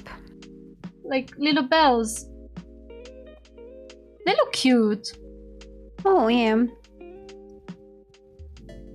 Sullivan. Just Soul. Okay. You know what? A name with the name Soul is hot. You sue me. Not Sullivan though. I'm so sorry. Sullivan is bad. Solomon might have been better, but Soul works just fine for me. That absolutely. Yes. Soul. So means sun or brightness, right? Your name contradicts with your whole clan, not gonna lie! Which one? Now, whichever you guys want. He likes it when we're bratty with him, isn't it? Let's try. Your main name is the exact opposite of what you're wearing. If I have to be honest. Not that you don't dress well. I mean, you look good. A pinch of red makes its way to his face, so bit his lower lip as he readjusts his collar. I should just shut the fuck up. He averts his gaze, biting his inner cheek. Thanks. You look good too. I should just myself before this gets any more awkward. Well, I'm Pimp named Slickback. Nice to meet you. Nice to finally know your name. So, Pimp named Slickback. By the time we play the not safe for work version, we should choose a name that is moanable. I'm just saying. Yeah. So nods with a smile forming on his lips, then returning his attention back to the professor. 3 artworks to showcase. Note, it has to be some form of expressionism. Mediums will be strictly traditional. The professor then proceeds to give other pointers for your project before leaving you and the rest of the class for the day. Oh, bust of mute, it's fine. I probably have to grab some food in a minute because, like, I'm dying of hunger. I need to do the same, but with water. Water. A little bit of water. Okay, if pasta's on a break, we should take a break all together, I'd say. Yeah, absolutely. I'm gonna grab a break, food. whatever. Okay, Yeah. everyone, peace. Pasta, we're gonna take a quick break to grab food and piss and Break shit. with my brother, but it's fine. I gotta go Tell to the your bathroom as brother well. that we said hi. Yeah, sure. Okay, be right back. Yep, I'm gonna go to quickly.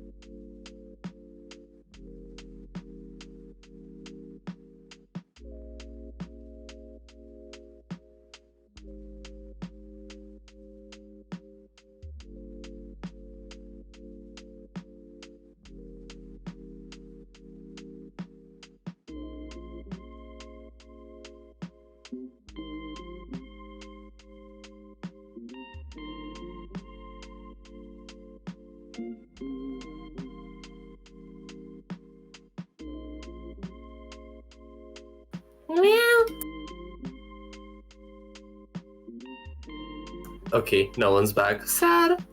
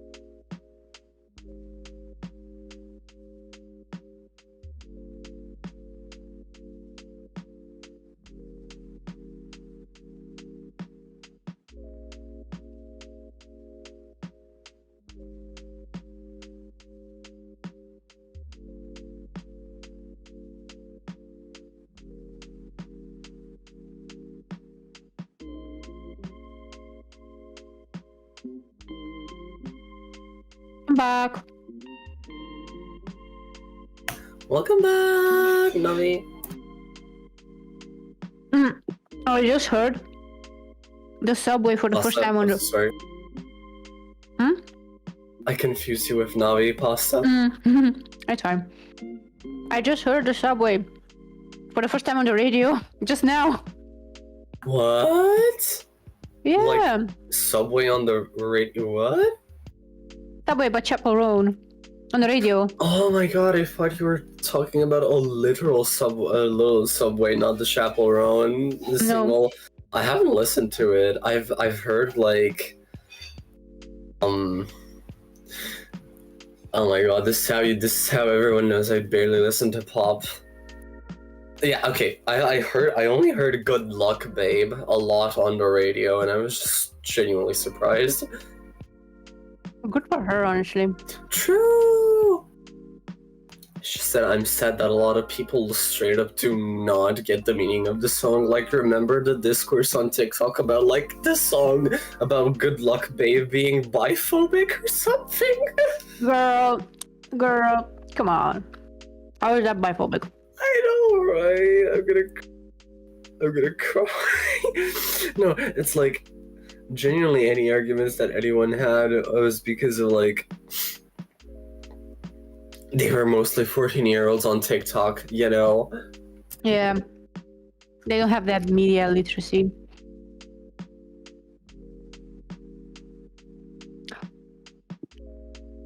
But yeah, good for her.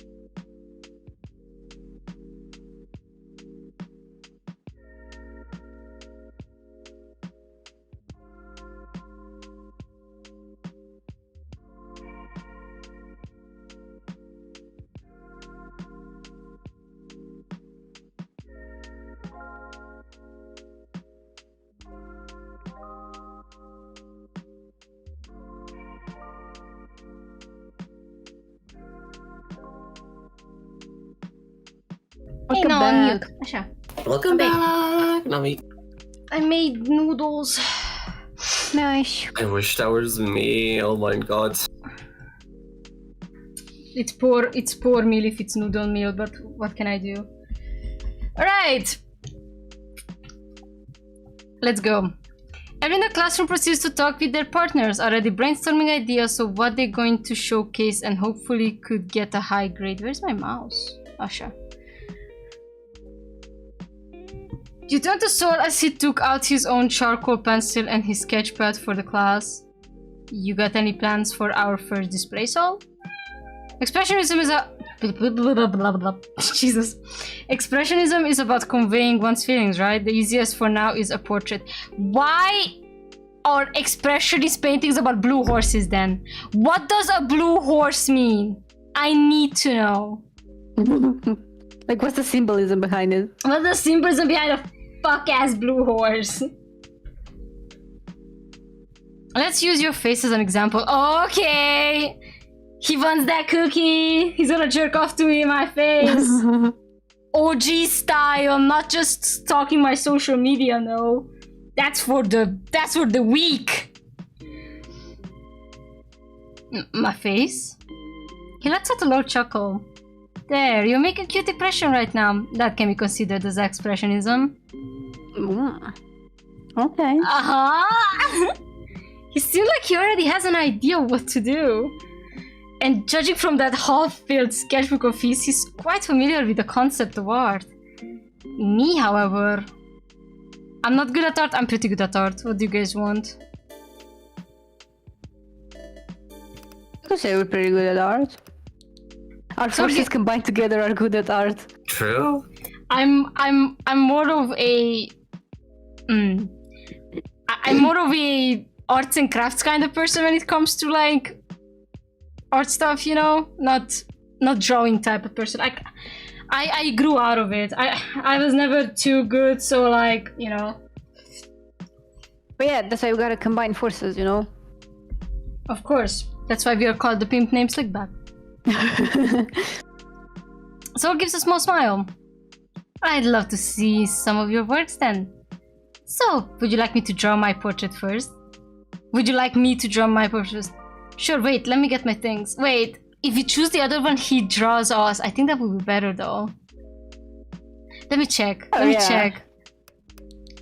Everyone start somewhere. Would you like me to draw your first then? If it's not too much of a trouble. Imagine he's like, okay, now I'm gonna draw yours and I'm gonna draw mine and then I'm gonna see how our baby's gonna look like. Yeah. I'm gonna make our OCs kiss.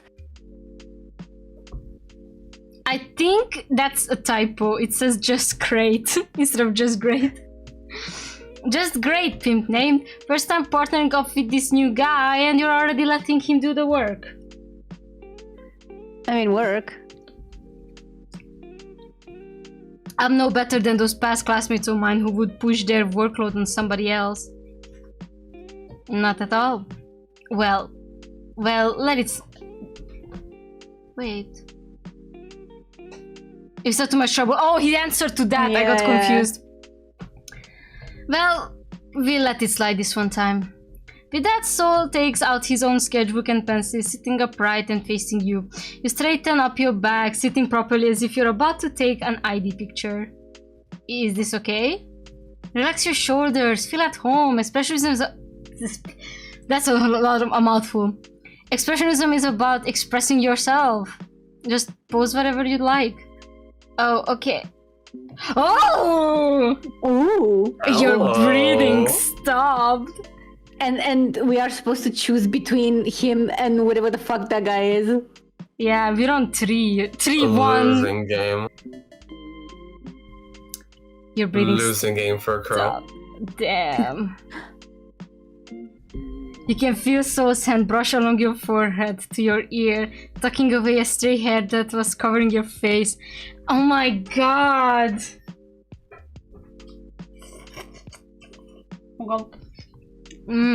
Breathe in, breathe out. Need him. You could almost smell the mint in his breath. Oh, he's moving closer. You were sure you were bright as a cherry by now.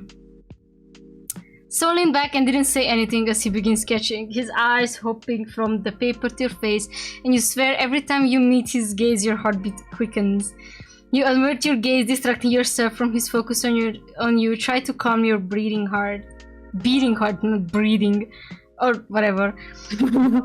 The class eventually came to an end, and your professor was giving one last reminder to your class before dismissing everyone. One by one, everyone packed their things and left the classroom, while some stayed to discuss more about the exhibit. Sadly, Soul isn't done with your portrait, which you were dying to see, but he said he's going to keep it secret until he finishes it. He's gonna jerk off to it. You better not make me look funny. What makes you think of that? It's not like I give you a mustache or something. What? Let me see. I'm kidding. He didn't know what come to him, but he raised his hand to try and cup your cheek. He stopped midway, however, and tucked it in his pocket. You're so pretty. Ow! Simp. Submissive and breathable. Hell yeah. Oh? Did you say something, Soul? Nothing. Of course. Do you have a phone? We should exchange numbers and update each other so we can do the next two more tasks. Soul then takes out his own phone and asks for your number.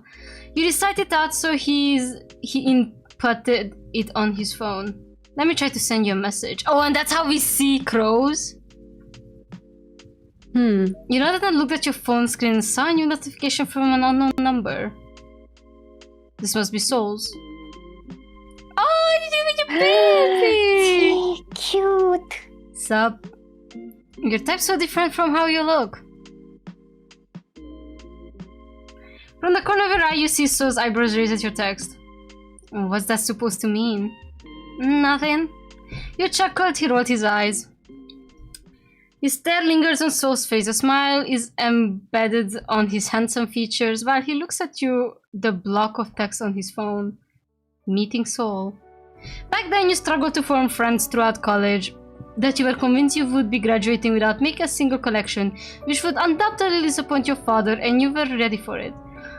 You thought to yourself, these are odd people, eccentric at most. All misunderstood people, all human, all the same. A sudden wave of determination washed over you. With a hand on your chest, you stared into Soul's eyes, making him tilt his head slightly. So, I want to be friends with you. I can sense that people tend to misunderstand you and your overall personality. Soul is quiet, but his gaze remains on you with a half-lingering curiosity. But let me be different. I want to know you. I want to understand you, Soul. If you let me. Whoa! Dude! He blinked once, then twice, then a chuckle. He puts a large hand on top of your head, then ruffles your hair. Alright then, let's mark today as the start of our wonderful friendship. Pimp named Slickback. We're gonna pimp him out. Thank you, Grandma. Plot twist, we're the ones abusing him, not the other way around. He thinks he's locked up in here with us. No. You playfully pushed his hand off to your head and nudged him on the shoulder. He lets out a small laugh at your poor attempt. As to you too, Sullivan Brugmansha. Just Soul is fine, Pim named. Well, I need to get going. See you tomorrow. Oh, of course. See you tomorrow, Pim named. Giving Soul a wave of goodbye, you make your way towards the school exit. Uh-oh. Uh-oh. My darling! Oh no! He's weird! His yandere is showing. His ass is not nonchalant, he's yearning like a whore. My sweet darling pimp name. Yes! This is what I've been waiting for. What I'm talking about, you guys. Next time we should choose a different name, not pimp name. See you later, pumpkin. Okay, no, never mind. Oh, I like this. I like this. I like this. I'm taking this. And we were supposed to choose between this and whatever the fuck that guy is. I mean, come on. I'm so sorry for him. He has no chance. Wait, you know what I want to see now?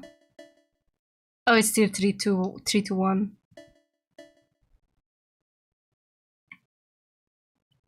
As you went to the hallway, your eyes caught on something on the nearby bulletin board. A poster was plastered on a large board. The Halloween ball. The Hallows ball. School's large halls and court. Free entry October 31st, 2000. Begins at 8 p.m. Laura Ipsum is simply dumb text of the printing and typesetting industry. Yeah. Laura Ipsum has been standard dummy text overseas. That's 1500. And an unknown printer took a gallery of type and to make a type specimen book. It has... Okay, now that's funny. That's funny. Really Yeah. funny. The dams were cooking. Come enjoy the festival spirit of Hallows Eve. A Halloween party, huh? Seems promising. Wait. It just says October 21st. I'm guessing if the game comes out fully, that's gonna be the last day. Yeah. A sudden small vibration will come from your pocket. Curious, you took out your phone expecting another message from Soul. It was from Crow. That is just Laura Ipsum taken from another Wikipedia of the site. It's fine. Your heart leaps from your chest, recalling the events that happened earlier this afternoon. Can you meet me after class? I'll be at the front gate. Oh no, you didn't send the reply. Turning off your phone, you quickly made haste to the exit. Oh, and Soul's gonna see us and he's gonna get all yandered up.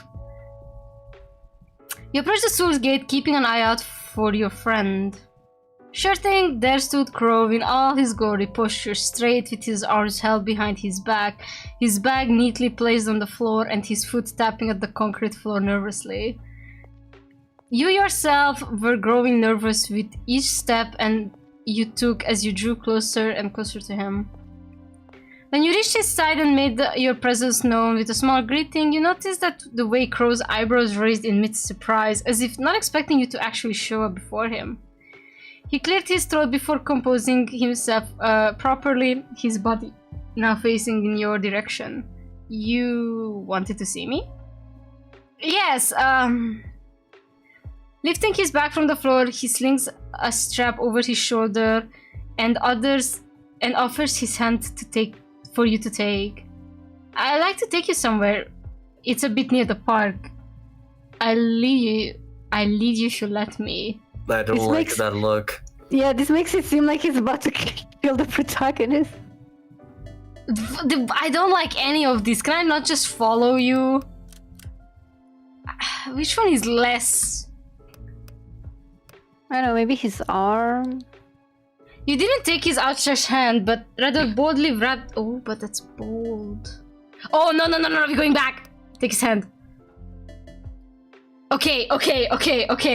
So... There you go. There we go. You took his hand. In return, Crow wraps his fingers around yours. His nervous smile melts into a genuine and happier one before he lets the both of you away from the school gate and to the streets. Oh no, it's dark. I do not like that.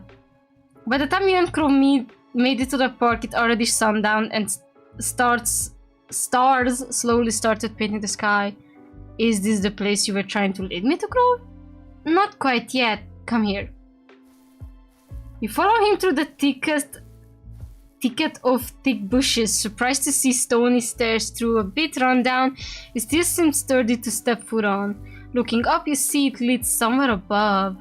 You and Crow make your way up the stony stairs, some red and orange, leaves coloring the steps, and you and him avoid a few puddles from the rain this morning. We hear come, it's sight to behold. Oh my god, it's like the city skyline and shit. So pretty. Taking one last step, you see Crow admiring whatever was beyond him, his smile bright as his eyes twinkle like stars above. Your eyes went to widen awe upon seeing the scenery before you, replicating the ones Crow has on his face. Not once did you take into consideration the idea of sightseeing within the city. Everything felt unfamiliar, intimidating even. You couldn't blame yourself for feeling so distracted about the idea of traveling, especially since you had no one else within the city to guide you. Is this like literal like countryside girl to the big city? Probably. But gazing at the sea of light that stretched out before you made you realize that you have been missing much of what the city has to offer. Looking farther ahead, you take notice of the tall tower decorated with bright neon pink lights. Where? A little bit to its right is a movie theater next to the mall. The rows of other buildings with multicolored lights seemed endless. The more you scan the area, the more you see unfamiliar places that you didn't know existed. Your moment of silence while admiring the city view was interrupted by the sounds of rustling grass. You turn around, finding the source of the sound. Crows has made himself comfortable lying on the ground under the old tree. Bruh, isn't the grass still wet? Anyway. You see his backpack leaning on its trunk. Oh wow, okay bro, okay. You turn your back from the city and walk to where Crow lays, deciding to keep him company. His gaze on the starry sky shifts to you as you sit down beside him, and a hopeful smile grows on his face. Judging from your face all lighting up, you like this place, huh? Care to join me?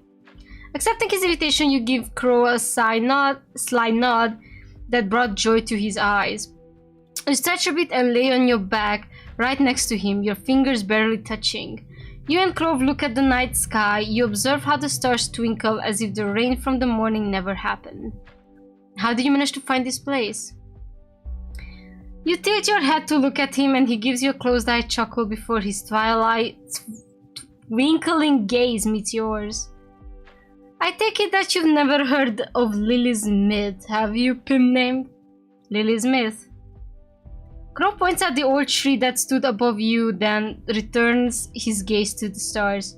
They say that this tree that the humans came in contact with was blessed by the gods that guard this land. Oh my god, is this really Greek shit? Big. This very same tree here used to bear multiple fruits. They say that they never rot and are free for anyone to take. Or so what the popular interpretation says on anyway. There are other versions of the myth? Crow shrugs his shoulders. Moving his gaze from the sky back to the tree, he stares at it as if trying to decipher something just by the mere look of it. There are other versions, yes. Some says the fruits are actually poisonous, others say it's only meant for the gods and no human must take from it unless they be cursed. That sounds quite gruesome. It's no wonder they would rather use the lighter version of the myth. Crow lets out a low chuckle at your statement, nodding a bit as if agreeing with you. Guess that might be one of the reasons. Hey, pimp named. He pauses before speaking again. You perk an eyebrow at him. Yeah? This seems like a silly question. No, lay it on me. Tell me what it is. Do you believe in gods? Jesus, what is this conversation we're having? Oh my god, he's trying to convert MC to whatever religion he's part of. Have you heard about our Lord and Savior Zeus? I mean, he does look like a Jehovah's Witnesses with the name Jericho. Right?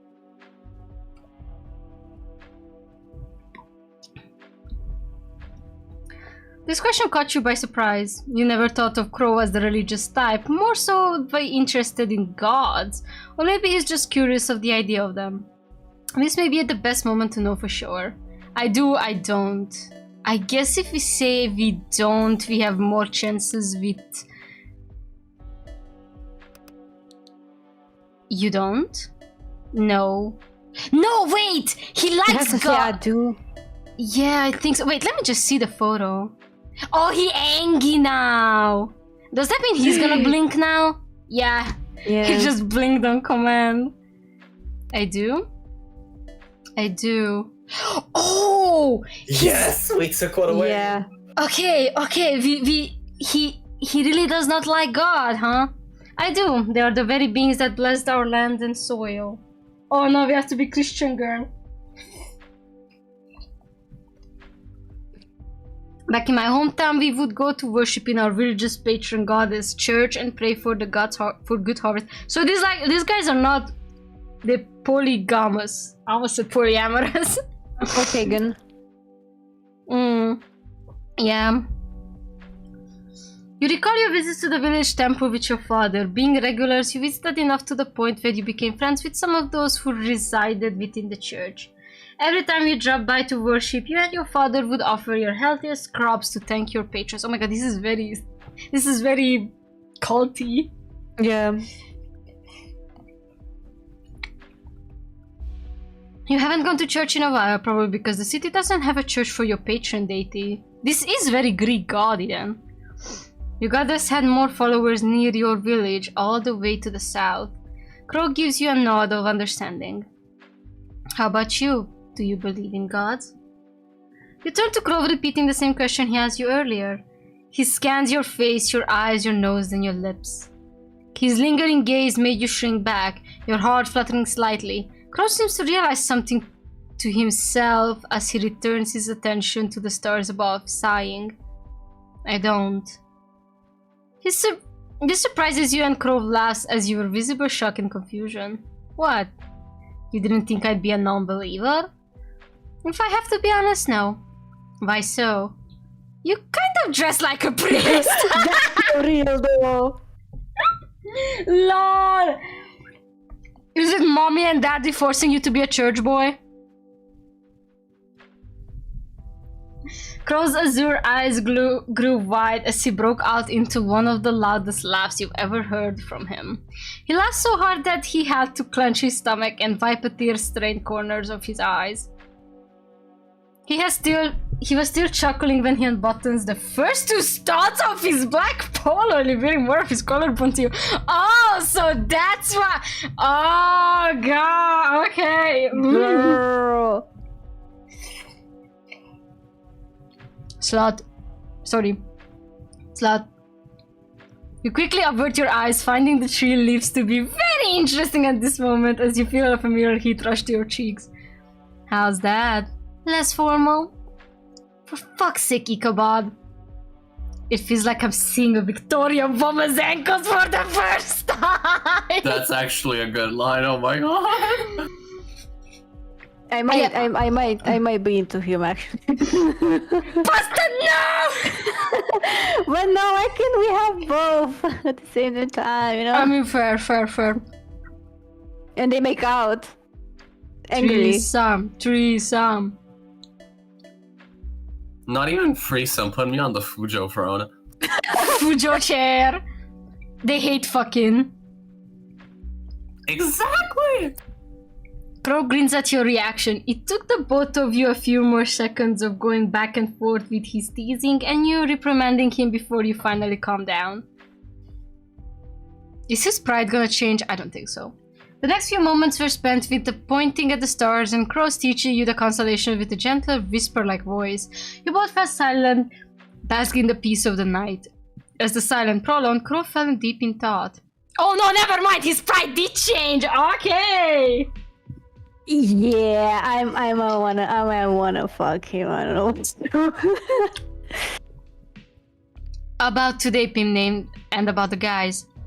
So we're moving to this conversation next, huh? I've got to be honest, Daryl put me up to this little hangout while I was feeling down on the dumps. I think I do have to thank him for forcing me and actually gave me the courage to talk to you after class.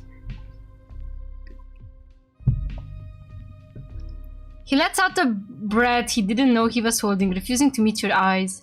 I just don't know if I upsetted you by suddenly dragging you into this group. I probably shouldn't have told you about them a long time ago, huh? I probably should have told you about them. I'm sorry, Pim named. You bit your lip. You suspect that you might have upset Crow by making him think that you didn't like the group's presence at all, and that he's forcing you to bend to his will. One thing to know about Crow is that he's never the type to demand, to control, to be a king, to be a tyrant. You didn't do anything wrong, Crow. In fact, I should be the one to apologize. You speak up without thinking. Crow turns his head to look at you, his gaze swirling with confusion at your apology. I'm sorry for making you feel bad. I didn't mean to be upset, You swallow a lump in your throat, trying your best to hold the tears that were chatting. Jesus Christ, girl, what are you crying about? What are you on, man? I just thought that you'd forget about me after. They're amazing people. Whitney's pretty, Daryl is fun guy, Joe is so cool, and Jess is loyal. They're a great group. And most importantly, you're amazing, Crow. You were all amazing, but not me. I'm just not sure if I could ever be part of the group. You were always sit in the shadows, no matter how much you tried to fit in. You were never to be considered. People treated you like someone to toss away, someone to use. You're worth nothing but an extra. That's what she always tells you. Whoa. She? Who that is? Who's that? Who that is? Hold on. You couldn't hold it back anymore. A sob escapes your lips. Your vision slowly blurring as you feel the droplets of tears finally sliding down your cheek from your eyes. Oh my god, what kind of trauma do you have, girl?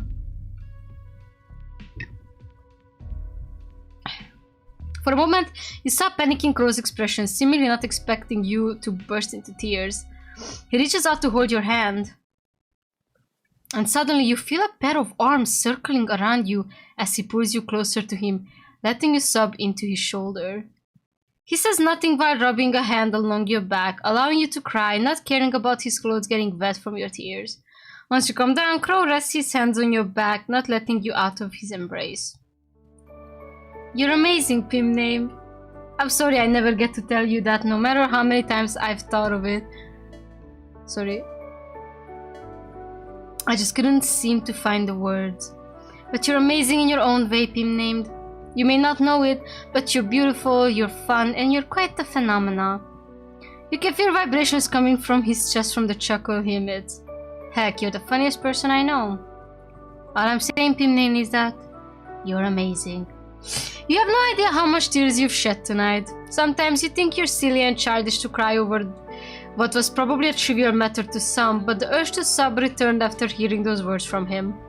Do you want me to call you the amazing Spider-Man just to prove that you're amazing? Yo, that line was so ass! That was so ass! So cringe, what the hell, man? Yeah. Publicly simped for you, do not disappoint me! Girl, you should. It's over. Can we go back to seeing ankles? That might calm me down. Unironically. You know, And the actually, moon I be will like, you forgive two him should if kiss. he flashes me his titties. Actually. Killing with the rizz. This is terrible. That made you giggle. It did not. A bit as you wipe your tear-stained cheeks. Maybe the younger one is the fun one, huh? With whatever strength you could muster, you slowly pulled away and lifted yourself up. Oh! Wait a goddamn! I take it back. I want him again. You know. Whoa! I forgive you. Okay, hold on. I'm taking a screenshot without the text. No, cause like. I need them both. I'm sorry. Why do we have to choose? It's 2025. This guy without his hair up. I know, like he looks better this way. Oh my good lord. Gee, got him. sit yourself off hovering over Crow. And there you see the very same man that made you cry by literally doing nothing. His braid came loose. You didn't know when, but his hair pulled around his head. Crow stares up at you with serene eyes, remaining silent as a gentle smile plastered on his face. There was nothing but the moon illuminating his tender features, yet to your vision he seems to glow. He's absolutely beautiful. Absolutely beautiful Twisted Wonderland mention. I love how his nose looks like a little heart. Oh yes! So cute. I just noticed that's so true. Oh, how you wish you could blame everything on him. If you could, you tell him that he's the reason for all the necessary feelings swelling in your chest. You tell him exactly how good and bad it all feels, the heartaches and butterflies flutting about your stomach. You want to blame him, but you can't. Decisions. I mean, throw him a bone. Throw him a bone for me. I need him, Not this please. playthrough. We can just like, roll back, you know, and I want to. You just wanna see. Oh! He gives you 10 points. We fucked up. Let's just hug him. Yeah, Jesus, that's literally 1/7. What the hell? What kind of Playing point hard system to are get they it. using? Oh, this gave what is it called? Soul, a point, point too. yeah. Next playthrough you can kiss him. You didn't feel as bad as before, but your vessel is now not completely empty yet. Somehow just looking at Crow, at the comfort he brought you, made you want to bask in it longer until you were sure you have no tears left to shed. Leaning down once more, you bury your face in the crook of his neck, and his arm instinctively wraps around you, his hug warm and soothing as he waits for you to gather your thoughts. Crow wraps circles on your back, a silent way of telling you that he was there. You were not alone and that he'd be there whenever you need him. He didn't say a word, understanding that you need silence more than anything right now. You couldn't thank him enough for always knowing what you needed. I'm sorry, guy, I cannot. Not this playthrough. You have no idea exactly how long you remained in that embrace while lying down on the grass, but you feel a lot better that you are ready to get back up on your feet. You pull away, meeting Crow's eyes, the same seem to ask after your well-being. Fixing his collar, he turns to you. Oh no! Are you good to go? He could read just from that. You could read just from his gaze. You nod slightly, and it is only then that Crow completely releases you from his embrace, helping you sit up before he dusts off the grass that stuck to his shirt. He gives you a once-over and gently swats away the leaves on your hair and clothes. You blink at him, he slowly smiles at you. You get up and Crow retrieves his bag, almost forgotten by the tree. He looks back at you and takes your hand silently. It was time to go. It was time to leave the magical place. You look at the stars and how brightly they shone. You gave the sky one last glance before turning away, hand clasped tightly around Crow's as you let him lead you home. Crow walks to your apartment, noting that he kept you out late at night. You bid Crow goodbye after safety seals you inside as he gives you a wave before turning on his heel and making his way down the stairs. You close your apartment door and lean on it, heaving a puff of hair. You recall the conversation you had with Crow while you walked with him on the street leading to your home.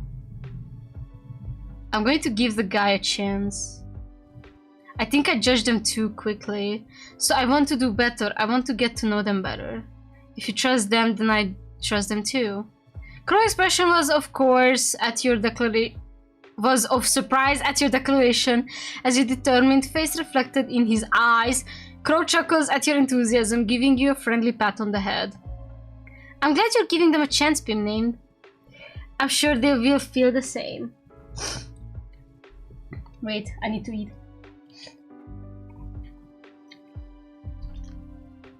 You engage in another conversation with Crow during your walk, the topic not really being of any importance as you have forgotten them by now, save for his gentle voice and the occasional fond glances he stole at you. Oh my god, why is this house so green? Time with Crow seemed to pass by so quickly, you arrived at your apartment complex before you knew it. You make your way to the living room and you throw your school bag to a random corner, immediately plopping down on the sofa as you turn on the small television. Nothing interesting is going on save for some food commercials and movie trailers. That pizza looks good. Maybe I should order something. Reaching into your pocket and taking out your phone, you were about to dial the numbers on the television when a new notification bubble popped on your notification bar. It's from a group chat you've never seen before. Oh, they would add it to the group chat. Nah. After scrutinizing it, you realize that it was Crow who added you in. It was a group chat with the rest of his friends. You open it. Daryl, the Hallows Ball. Anyone wanna go to the Halloween party this Friday? It's gonna be awesome. It's on Friday. Aren't we all a bit too old for costume parties? Slay. My queen. Is it required? You two are no fun at all. I won't go if it's not a school requirement. Much less a waste of my time. Is it? No, it isn't. But it'll be great and fun experience for all of us. I mean, we should loosen up a bit, you know? I agree with Crow. Count me in. Pass. I've got more important things to do than that party. Now, will you excuse me? I'll be doing my leftover task for tonight. Gio has gone offline. Sheesh, a stick in the mud as usual. How about you, Pim named? Me? You join in? It'll be fun. You were honestly surprised they somehow remembered you. Checking your calendar though your phone, you didn't seem to have any plans in the near future or plans at all. You'd like to just spend your time in your apartment alone. I mean, sure. That's great to hear. So we don't have a choice. Crow seems happy about it. You giggled. This also reminds you of something. Or rather, someone. Opening another chat, you tapped in Soul's newly added contact and sent him a message by sending the image of the same poster Daryl sent. A Halloween party, hosted by the school. Yeah, I'm not quite into parties. Oh, well, that's alright, just asking, that's all. Soul is typing. Wait, I'll go, don't ask anybody else, you know? If you're coming then I'm coming as well. Really? Really? Do you plan on dressing up? I don't know, do you? I mean, it's a costume party, so why not? I'll try to think of something then. You swear you can feel the smile behind those words. With a quick word of goodbye, you set your phone down when you hear your doorbell. That must be the food delivery. Jesus Christ, girl, when did you order? Oh my god, the room is so blue. Girl, what is your house? Mood lighting. After you ate your dinner and prepared yourself for bed, you thought about the events that happened today, meeting the group, meeting Soul, and most especially your little hangout with Crow. Each and every moment is a special occasion on its own. Letting out a big yawn as you stretch your body. You turn to your laundry slowly piling up and scratch your head. We'll probably do laundry tomorrow. But for now... Oh my god, don't tell me that Soul is the type of guy who steals panties. I'm gonna kill him! You propped yourself on the soft cushions of your bed, getting into a comfortable position and slowly dozing off as you close your eyes, embracing sleep as the night goes. Except... And the maiden she lived with no other thought than to love and be loved by me. The one who loves. I was a child, she was a child. In this kingdom by the sea. Day 2, the kingdom. Okay, I think this is gonna be the last day that is currently available. Wait. Oh fuck, I'm stupid. Remind me to save over the second one. Yep. The sun setting by the horizon colors the glassy field into the deep golden orange as the wind made some strands of hair brush across your face. Your ever-beloved home, the tall grass, the fresh air, the various farm animals that you and your family raised since you were but a mere child.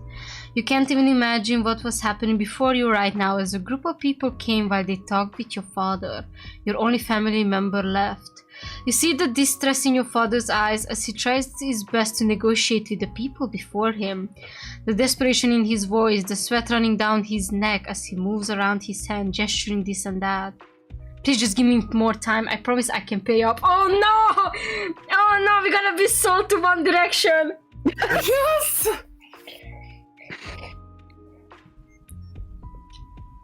This is all we have left. I don't know where else to go if we lose this farmland. We've given you enough chance already, Mr. Slickback. It's Mr. Slickback. Excuse me, that's Mr. Upping name Slickback to you.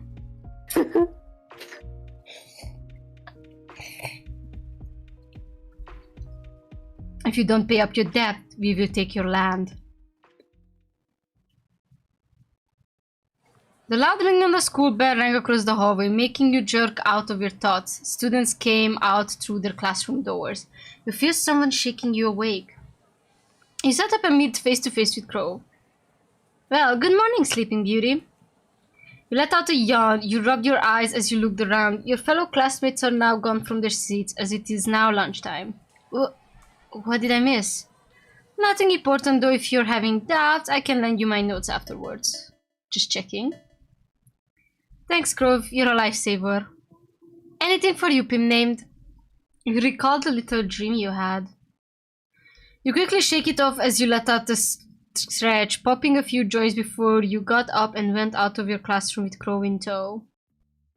You meet up with your group of friends, seeing Daryl with Gio and Crow waiting by the lockers, Brittany coming along behind them and Jess.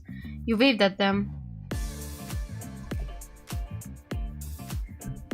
Why do they look like they look like they're part of the Power Rangers and I cannot unsee it? It's because they're color-coded. Yeah. Jesus, that Jessie lady, she's so small. Look at her. Girl does not like milk.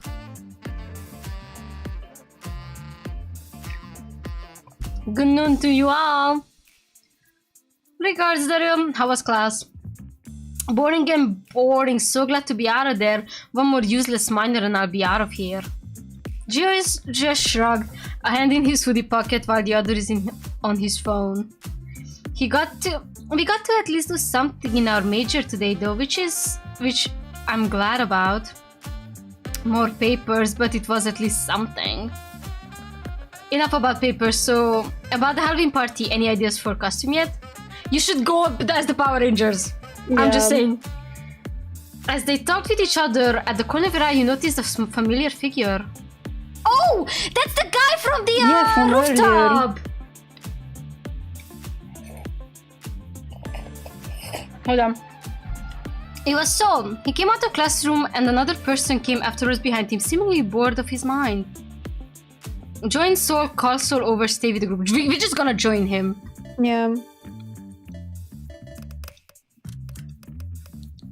Let's see what we get. Oh, nothing. And we get nothing. You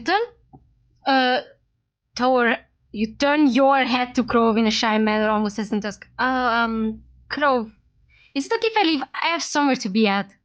Is that so? There was a slight disappointment in his voice, but he lets you continue on. Yes, sorry I couldn't hang out. Narcissus, I see you after lunch instead of then being named. If ever you're interested, of course. Sure thing. You give Crow one last smile before heading over to where Sol and his companion is.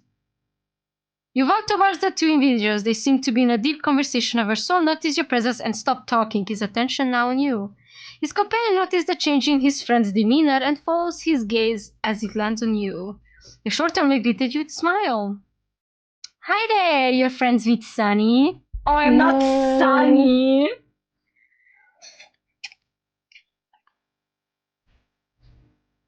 Sunny? Sunny! He He pats Sol on the back, causing the taller mare to jerk slightly forward. Sol gives him an irritated look, observing the way his face is slowly turning red. You know, because he's such a sunshine. He's sunny. He lets out a small giggle, shifting your eye. You let out a small giggle, shifting your eyes towards Sol as he catches your gaze on his. Upon leading eye contact, Sol quickly averts his gaze away from yours, holding up his hand as he tries too hardest to hide his face away. Like a nickname. Yes, Sunny loves the nickname I gave him, right, Sunny? Sol remains silent, still refusing to meet your gaze. That's adorable. Oh. For a moment, the three of you were silent before the shorter mate speaks up once more. You sure have taste, Sunny. They're very pretty, like you said. Oh my god, no! Don't dox him!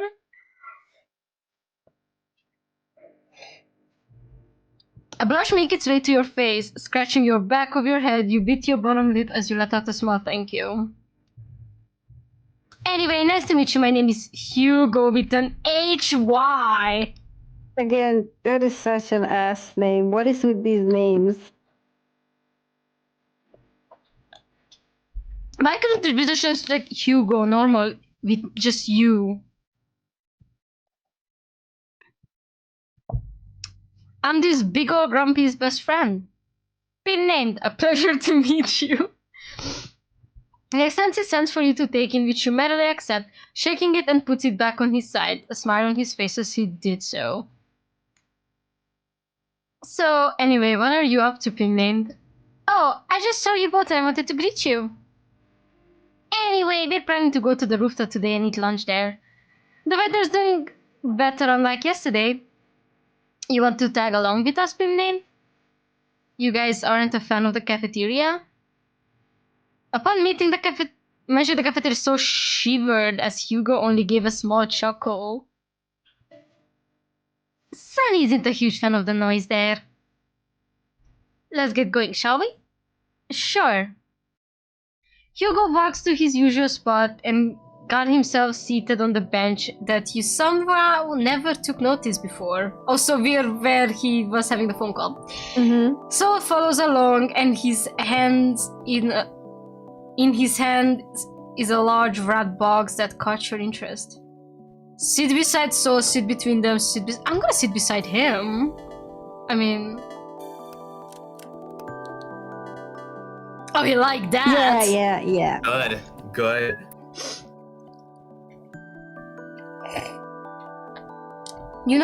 Sol notices you from the corner of his eyes, the edges of his lips moving upward. You pointed at the box nestled in Sol's hand. Is that your lunch, Sol? You can say that. As Sol unwraps the cloth, showing you 3 bento boxes, he takes out the first bento box that was settled on top before giving the second one to Hugo. Hugo happily accepts the box, thank you Sol before taking out his chopsticks. Open the container, Hugo lets out an "aww" sound, his eyes sparkling, drool slowly seeping out of the corner of his open mouth. You actually listened, and... Did you cut these tiny sausages into octopuses? Oh my god, he's such a male vibe. Period. Keep your voice down, it's ringing in my ear. Wait, I need to take a picture of it. Placing the box gently on his lap, Hugo rummages through his pockets before taking out his phone. Opening his phone's camera, he flips in horizontally, then starts flicking away, taking 1 or 2 photos. Hugo leaves the container back into his hands, but not before turning to you and showing you what he keeps gushing about. Oh my! The baby! They're so cute! What the fuck? Oh my god, the egg rolls look so good. True. I want the sausages so bad too, OMG. Real. Isn't it adorable, Pim name? There, you see our various arrangements of food with rice shaped to match a moth, seaweed to design the face, along with using a cabbage leaf to form its wings. They look so cute! Right below the moth, a mini sausage shaped like octopus. Wonderfully cut carrots were made to look like stars and squeezed beside stuffed. I don't like shiitake, but it's fine. The egg roll sushi and broccoli with melted cheese on as a dip looked delicious. Holy Christ. This bro cooked, literally.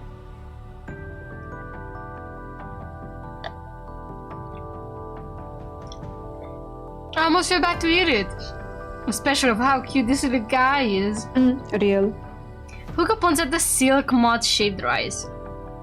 Itadakimasu. Okay, we get it. We get it! You Japan freakos. You're a weeb. You weeb.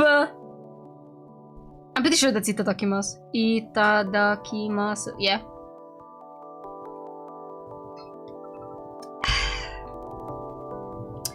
Without wasting another second, Hugo starts digging in, scoffing down on the rice like a wild, hungry animal. Did you make this by yourself, Sol?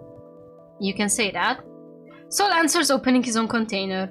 You thought you'd see another form of food art made by Sol himself within the container, but instead was greeted by a simple ham and cheese sandwich. Wow! Wow! Come on, beams you up a bit, guy. He takes out a slice, but before he could take a bite, he turns to you. Have you eaten, Pim name? Yes, I have. No, I haven't actually. Should we say no? Yeah, because he will share his food, right? Sol's eyes went wide and Hugo gave you a shocked look. Before you knew it, Sol takes out another box and sets it on your lap. You can have this, it's an extra. Why do you have an extra? I didn't like how this looked, but I figured I can let Hugo finish it. It's a waste of ingredients. And... oh, you don't have to, Sol, really? No, I insist. Oh, for fuck's sake, just eat some box. Eat the same box. What? Hugo, who clearly had enough of the back and forth banter, suggests the idea before turning to his own box. Sol hesitates, but he eventually takes out a spoon and fork, handing them to you. Take a bite from the bento box, tease. Oh, I don't want to tease him. Tease him. We want to tease. He declined his offer of the utensils. He raises on bro in confusion. You don't want the fork, or do you prefer the spoon? I have chopsticks if you want. No, nothing of the sort. Then what is it? I want you to feed me. Oh! That's what I'm talking about. Oh my god, Hugo be like right in front of my bento.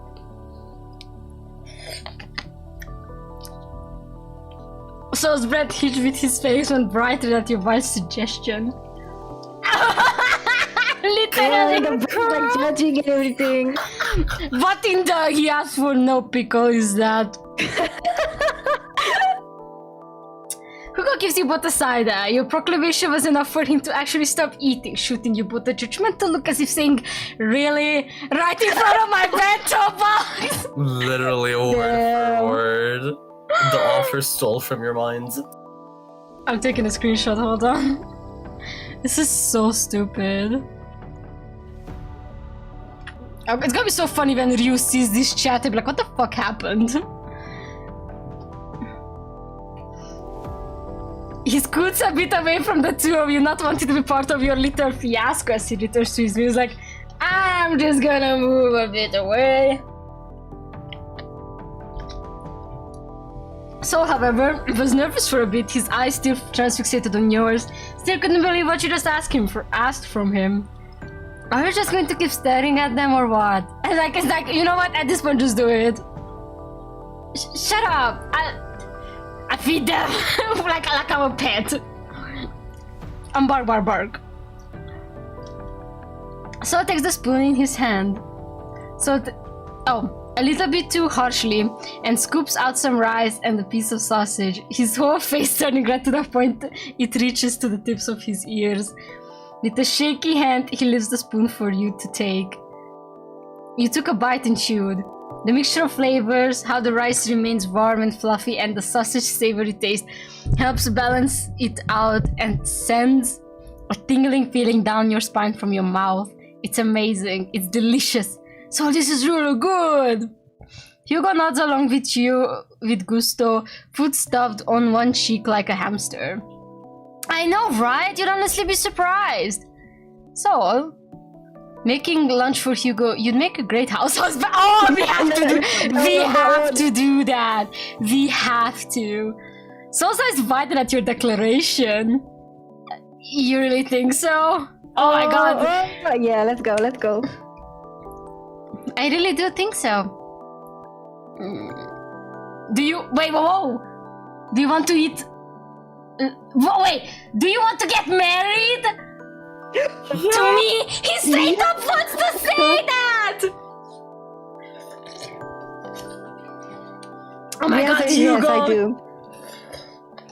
Oh my god, Hugo, I almost got married! Hugo, stop cock blocking us. Hugo, goddammit! I think Hugo may be jealous.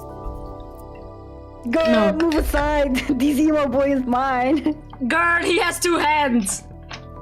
But I also want the other one. We also have 2 hands! Okay. Everyone has 2 hands! Soul is definitely house husband material, Pim named. He can cook, he can clean, he can do anything. Can he eat pussy like that? Can like someone email this man to me, please and thank you. Email me. Put him in a box and then just send him over to me. I'd rather not be your own personal butler. That was a compliment. The two bantered, but you couldn't help looking at Soul and the way his eyes sparkled. They almost remind you of the bright fires during the new year.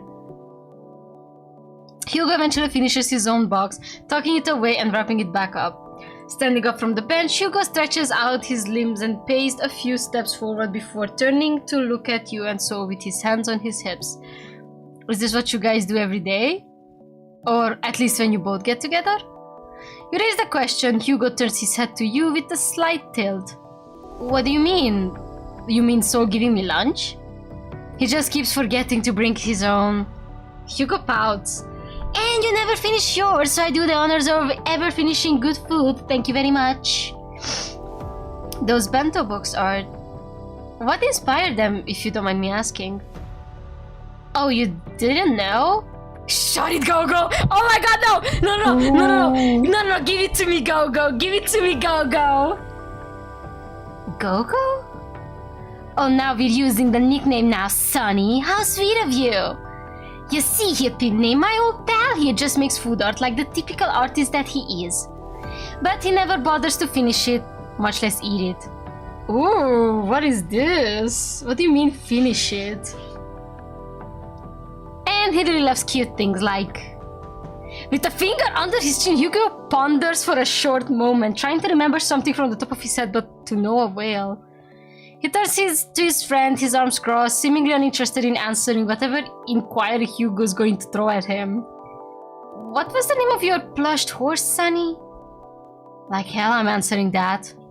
Boo. He owns a plush horse? Soul owns plushies? Come on! Come on! He literally looks like a guy who would collect Sanrio merch.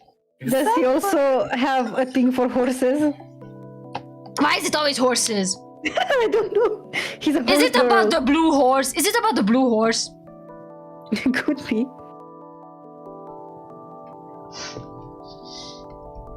Soul bites his lips, his face turning red upon the reveal of his little secret. That's so cute! You're just full of surprises, Soul.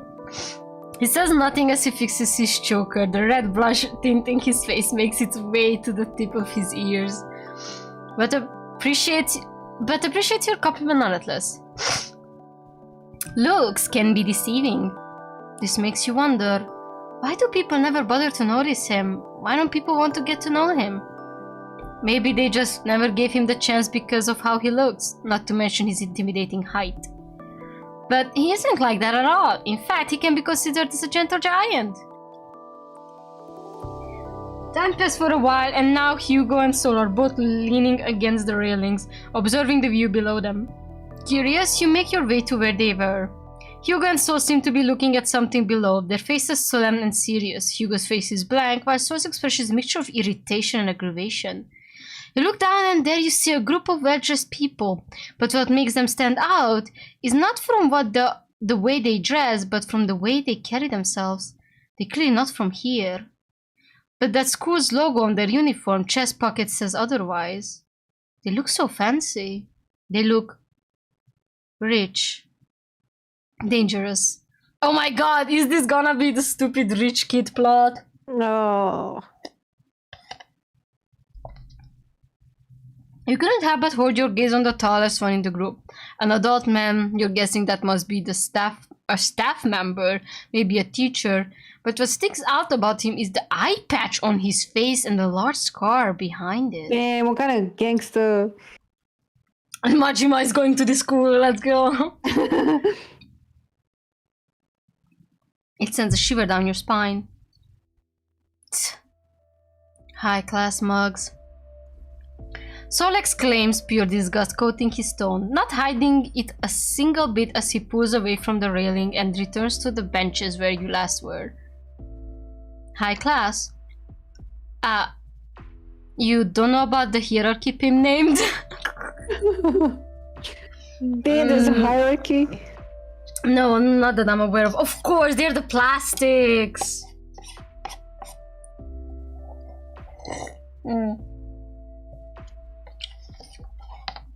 To me, who went to university in Europe, is so weird to see cliques.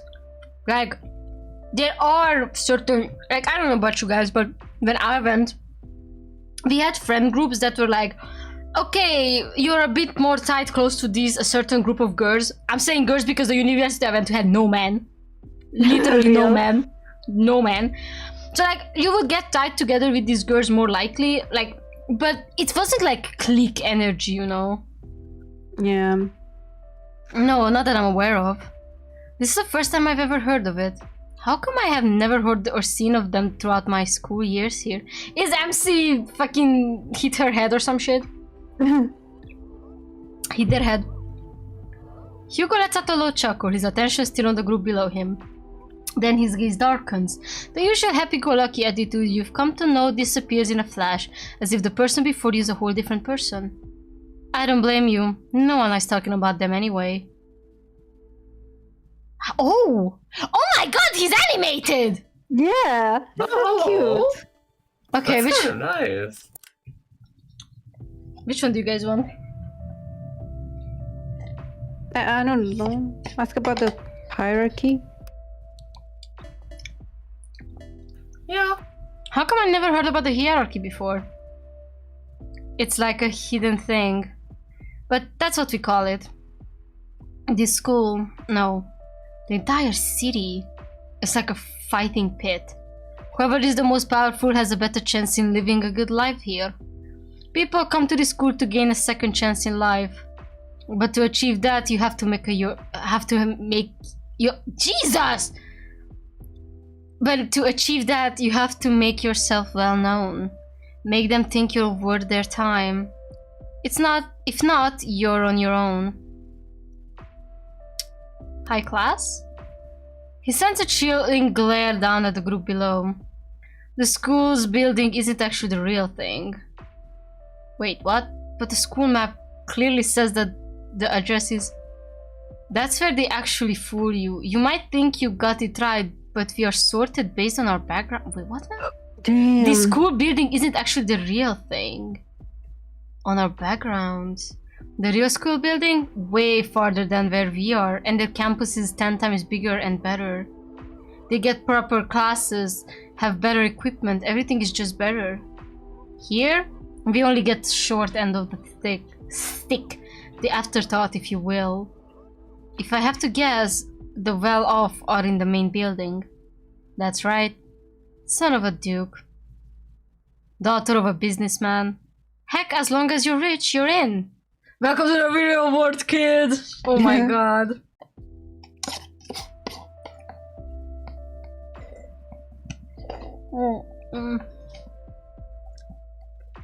This is insane.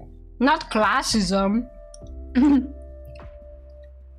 Your chances for having better education rest there. If you are part of the high class, then you'll have a better chance of having a successful and stable life. But don't we have students here who are like super rich? You recall Grove introducing you to Jess, her being a daughter of a family owning a large company. But how come she's not part of the high class? There are some who ended up shifted down and moved to our building. Either they failed the class or got a violation. They didn't want that type of stain on their reputation, so they sent them here. Of course, some didn't appreciate that.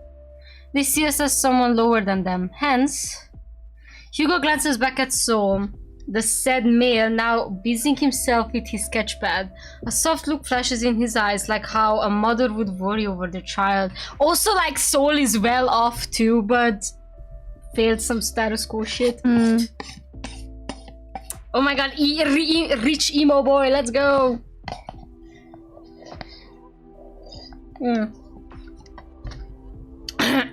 There. You understood something. Oh. They have to fight the weak to feel something, huh? Oh wow. They sound like nothing but bullies. How come someone didn't set up to complain? Hugo laughs at your words as if you told him the best joke of his life. He shakes his head in disagreement. If only it was that easy. His laughter lies down, his expression back to being solemn as he scratches the back of his head. Actually, pimp name, in this city, no one really gives a shit. Wow. Just like real life, y'all. Money is the only thing revolving around this city. You got no cash, you're done for. Which is why people like us, he turns to look at you dead in the eyes, are desperate to get into the higher class. If you so dare complain, he pauses, contemplating on the next set of words he's going to say, his mouth opening and closing like a guppy out of water. Instead, he gives you a warning look. The sky is blue. His sky blue eyes that once reminded you of summer skies are now cold like sharp icicles about to pierce you. You're better off dead. Ooh, dang! With one last look below, Hugo lets out a sigh as he turns to look somewhere else, trying to shove away the thoughts clouding his mind. But that's the sad reality here. The attention is good, great even. Your chances to get stable life and even have a knock to stardom is high once you're part of the high class, much less graduate there. I have nothing else to ask. This city is corrupted, he mutters under his breath, which makes me question Pim named. How were you able to get in the city? No, the better question is, why did you enroll in this school, if you don't mind me asking, that is? You're clearly not from here. Your eyes widen at the words that the well-dressed man said. No, I refuse. Timnane, I thought I told you to stay inside. You are not taking this from my home. You cut your father's words off, marching towards the tall man with loud and heavy footsteps. The tall man, however, raised a brow at you, raising his hand to halt his man. His deep magenta eyes then turned to look down straight in your eyes. It sent a chill down your spine. Oh my god, cunt! Hold on, cunt! Who is this diva? Who is this glamour diva? Loki? Oh my god, it's Reggie. Reggie! Oh my god. What are you doing here, Loka? Whoa, a bit feisty seeing that this is our first time meeting, right? Let me just introduce myself first.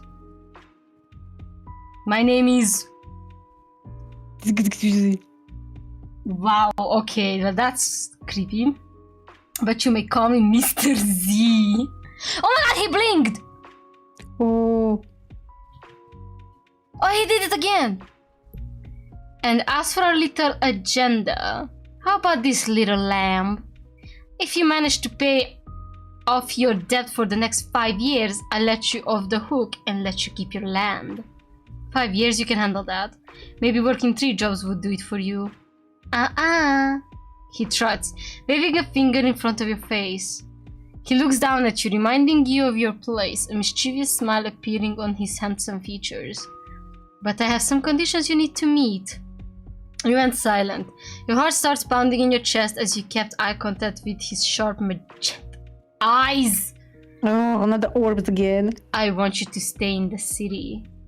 The city? But we can't even afford to take them to college. What more moving in the city? Your father interrupts the man mid-sentence. The man merely gives your father a side glance, making the old man freeze on his feet before returning to his gaze back to you. No need to worry, they'll be under my jurisdiction, of course. What the fuck? So we literally got sold to One Direction, huh? So we really got sold to One Direction. Oh my god! I'll provide further education and accommodation. Suddenly he bursts out in laughter, throwing his head back a bit as if he just heard a very funny joke. See? I'm not that cruel. Wouldn't you agree, pin named? Just like I said before, I want you to pay off your debt. Land doesn't come in cheap, darling. And I've been very patient with how long this land's payment's been postponed. Oh god! A sudden jerk on your collar made your heart jump, his face now mere inches away from yours, his brow furrowed in anger and filled with spite.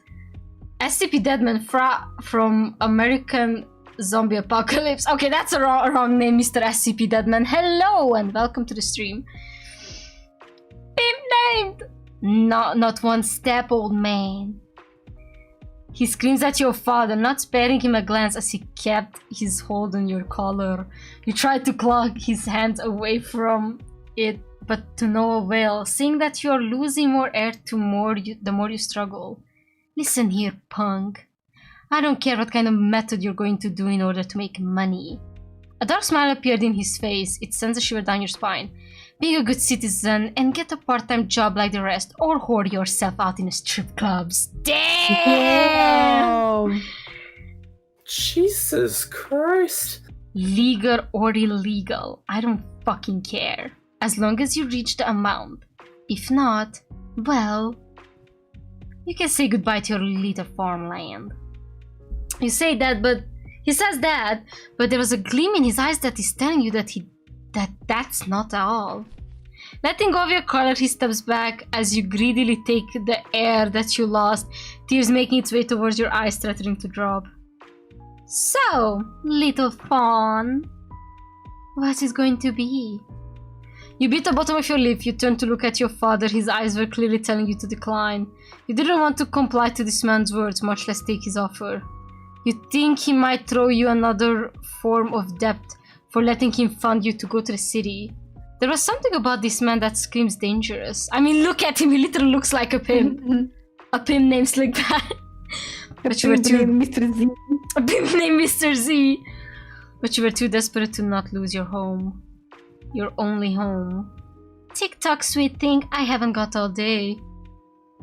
Like the pink choker. Yeah, same. Why do I feel like he might be connected to Soul, though? Because of the hair. But I might be wrong. The tall man's gaze still fixed on you, waiting for your answer. Do you accept? And I guess we did. You recall the dream you had this morning. It felt as if it had happened yesterday, despite the event that happened 4 years ago. Damn. You're still being haunted by the deal the man offered to you. Wait a minute, then that means that we're not junior, that means that we're seniors. I don't understand anymore. I mean, we are 23. Yeah, makes sense. We are seniors. Hugo observes the way your face hardened, the way your eyebrows arched, Jesus, and the jaw said dropping amidst the cool autumn wind. There, he understood. Let me guess, it's something you can't avoid. I honestly don't know. My father never really disclosed as to why we were in debt. But I was so desperate to not lose my only home. I need to make it up to a higher class no matter what. 3 jobs isn't cutting off the way I want it to be. I'm running out of time. This is my last year in this cursed university. I'm barely making any progress. Hugo's gaze remains on your figure. You realize you haven't answered his question yet. My family owns a farm in the south. You finally speak, making Hugo perk up his eyebrows in curiosity. What sort of farm does your family have? Oh, well, we have some wheat fields, and we tend to animals such as cows and horses. Horses! Bet's so going to love that place. Oh my god, he's a horse girl. That sounds nice. I love to be out of the city once in a while. You give him a small smile. Yeah, some might say it's boring, but it's not. You get to pet horses and cows. Well, you should really invite me or even Sol over then if ever. Having you give us the tour there would be a great change of scenery. But that means you're a long way from home. Don't you miss it? I guess we should say yes? Yeah. A little bit. Yeah, nothing changes. A little bit. That's alright. It's normal to feel a little homesick. Just checking. I heard great things about this city, about this school. Hugo remained quiet, listening to you as you went on. If I can manage to come on top and maybe part of the higher class like you said, then I can maybe save my family's farm. Crossing his arms, he says nothing as he looks at you one last time before letting out an endearing chuckle. You remind me of them. Them? Them who? Who them? Like them? I'm rambling. Don't mind me, haha. Oh my god, you're red as a tomato. She blushes. Having cocktail attended, he waves his hands around his slight panic. His face now red as a cherry. You tilt your head in confusion. Is he also a love interest? I don't think so.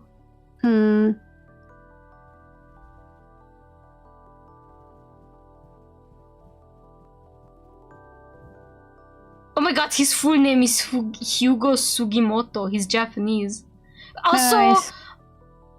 Also, Jeo's name is also Japanese. Actually, Subaru. Jesus Christ. Yeah, I just checked. Okay, anyway. Okay. Just then, you felt a presence behind you. Turning around, you met with Sol. His glare is stingy and directed at Hugo. The short-term male, however, didn't mind it, probably used to it. It's almost time we should head back. Alright. With nothing else to do, the three of you left the rooftop. You take one step down, looking up and ready to converse with Sol and Hugo when you suddenly lose your footing. Oh my god, I'm a clumsy anime girl! Pip named! Whoa, you are right there, Pip named? Yeah, thank you, Sol. Eyes wide in shock, you hold on to Sol's arm tight, his other arm wrapped around your waist as he pulls you close to his chest. You can feel both of your heartbeats run. Pulling away, you steady your footing, observing the stairs, cursing at how weirdly formed it is. Be careful next time. Sheesh, this school and its bad architecture. Also, one of the few flaws here, the stairs are all wonky. It's also why it's forbidden to go up here. We're troublemakers though! Hugo lets out a cocky grin, then goes down the stairs with much ease as if it's nothing to him. What a fucking menace. Turning to Sol, you grab hold of his shoulder. He did not miss as you use him as a guide in descending down the stairs. The school bell rang through the hallway, signaling the start of next class. I don't think university also has bells. I mean, mine didn't have. It's like the teacher had to keep up with the actual class, and I had one that kept on yapping, blah. Yapping! Like, we were way over the 2-hour mark, and it shouldn't even be 2 hours, it should be 1 hour and 40 minutes. And girl was yapping.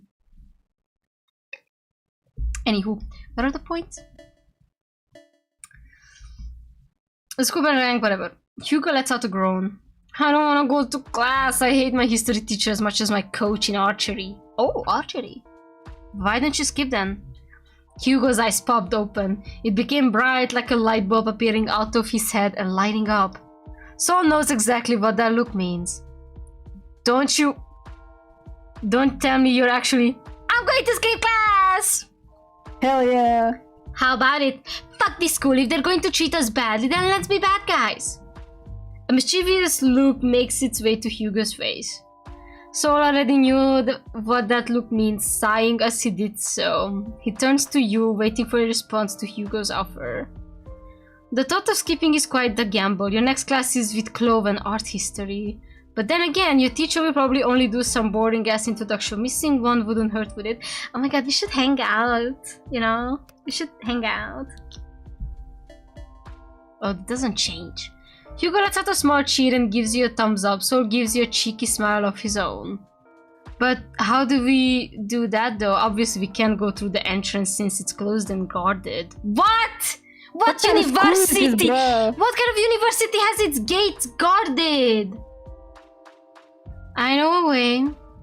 Without wasting any more time, Soul leads the way through, going through the back side of the school near the gardens.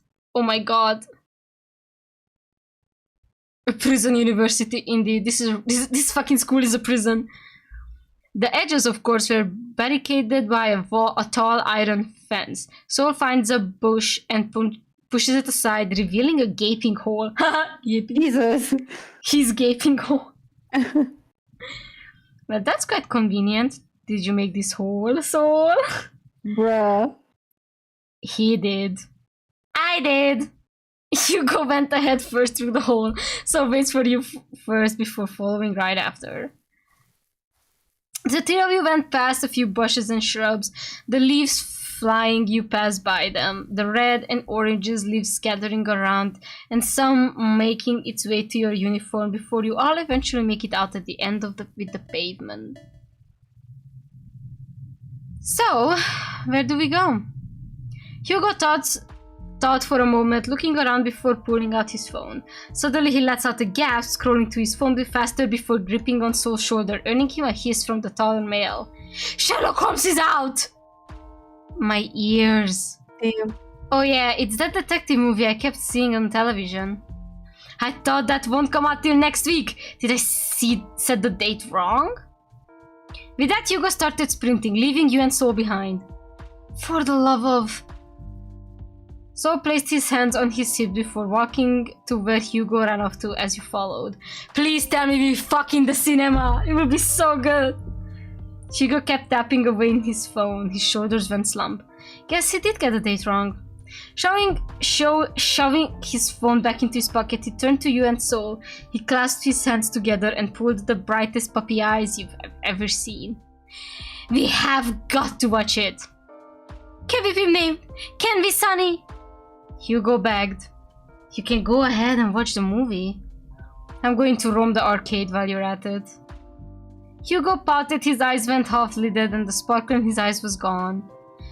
But it's more fun if you're around. I know you like those crime videos you watch from time to time, so please. Crime videos? Soul, however, basing off his expression, isn't in the mood. Hugo gives up and turns to you. How about you, Pim Name? Would you like to watch the movie with me? The ticket and food's on me, of course. We gonna have to go to the arcade. Hugo shrugs. Alright, go on your little impromptu date then. Besides, I don't want to third wheel either way. Date? You're the one who decided we should skip class and do whatever we want. Yeah, and I want to watch a movie. Well, don't let me stop you two. Hugo stuck his tongue out at Soul. The said male only rolled his eyes. We'll be heading in now. I'll just give you guys a call on where to meet. Sure. You and Hugo parted ways. He gave you both a wave before heading in a different direction. Soul turns to you. Should we get going, Pimp Named? Of course. Oh wow, I love these background arts. The flash neon lights on the arcade's exterior light your way, the sound of each arcade machine reaching your ears. I've never been here before. Is this place new? Not really, it's just hidden within the city. I see. Do you get out a lot, Soul? You seem to know places. I know places because I get my ass dragged by Hugo. Is that so? Your last soldier shrugged as he shook his head. He takes out a few coins from his pocket before handing it to you. Oh my god, he gives me the money. They were tokens. So, which one are you going to go first? Wow, you came in prepared. As always. Come on. Soul holds out his hand and you accept it. He held it tight with a light squeeze as you and him roam around the arcade. You and Sol went and played multiple arcade games. Some you win and some he does. But you often get the feeling he lets you win for the sake of you winning. Come on, Sol, this is like the 5th time I won. Ain't no way you're this bad. Maybe you're just that good, Pim named. You flatter me. Just as when you're about to insert another coin, however, you realize you've run out of tokens. Sol takes notice of this and, of course, and gave out some of his to you. I'll go to the counter and grab a few more tokens. You don't mind staying here for a bit, right? Oh, how much should I pay you for the tokens? It's on me. Don't worry about it. Wait here. And someone's gonna instantly bully us or some shit. Giving you one last look, he hurriedly went to the counter. You looked around the area. The digging sound from various machines filled the arcade. From the corner of your eye, you spot a claw machine. Maybe playing a few games wouldn't hurt. Going to the claw machine, you check the contents inside. A cat plushie, a Shiba Inu plushie, and a horse. We gotta get the horse! Yeah, the horse plushie. They all look so cute. Which one should I try to win? Let me think. The horse. Horse plushie. Oh my god, we got a point. Yeah. You remember how Sol likes horses? Maybe you can try and win one for him. These are his tokens after all. You took out some of the tokens Sol gave you to you. Insert one in the coin slot. The machine whirs to life as you take a joystick on your left hand while hovering the red button on your right. You were focused, eyeing the claw and its position, trying to align it with the horse plush. The claw takes hold of the plush, your eyes widen as you cross your fingers, hoping it catches it. But you were interrupted with a sudden smack to your ass! What? You jerked and turned around. What the fuck? Tall, young man. Oh my god, we're gonna get bullied. Ew, disgusting. Well. What do we have here? He turned around and met with a tall figure, a cocky smirk on his face. He looks well off, looks those typical spoiled rich kids you see in movies. His hair a bit tousled with 2 men you assume are his bodyguards beside him. He reeks of tobacco, making you gag. You said nothing but tried to move away from his side, but you were stopped by another tall figure. You were guessing he's with this asshole. Now, where do you think you're going? There, sweetheart, you alone? Yes, and I would pretty much prefer to be alone. Why don't you say you're not alone? Like, you're literally not alone. The man, however, did not listen. Why don't you come with me and I'll show you how these games are played? He raised his hands to reach your shoulders. Before he could touch you, however, you kicked him between his legs. Damn. Whoa! MC's ruthless! Damn, Pim name. He doubled over and clenched his lower region, a groan escaping his lips. His goons were taken aback and rushed to help him. Now's my chance. Don't let him get away! Multiple heavy footsteps were coming after you as you ran. You turned every corner you can, trying to make them lose you. But 3 against 1 is not a good matchup. Anyone please, someone help me! You pleaded, but the multiple sound effects, the music from each machine within the arcade drowns your pleas.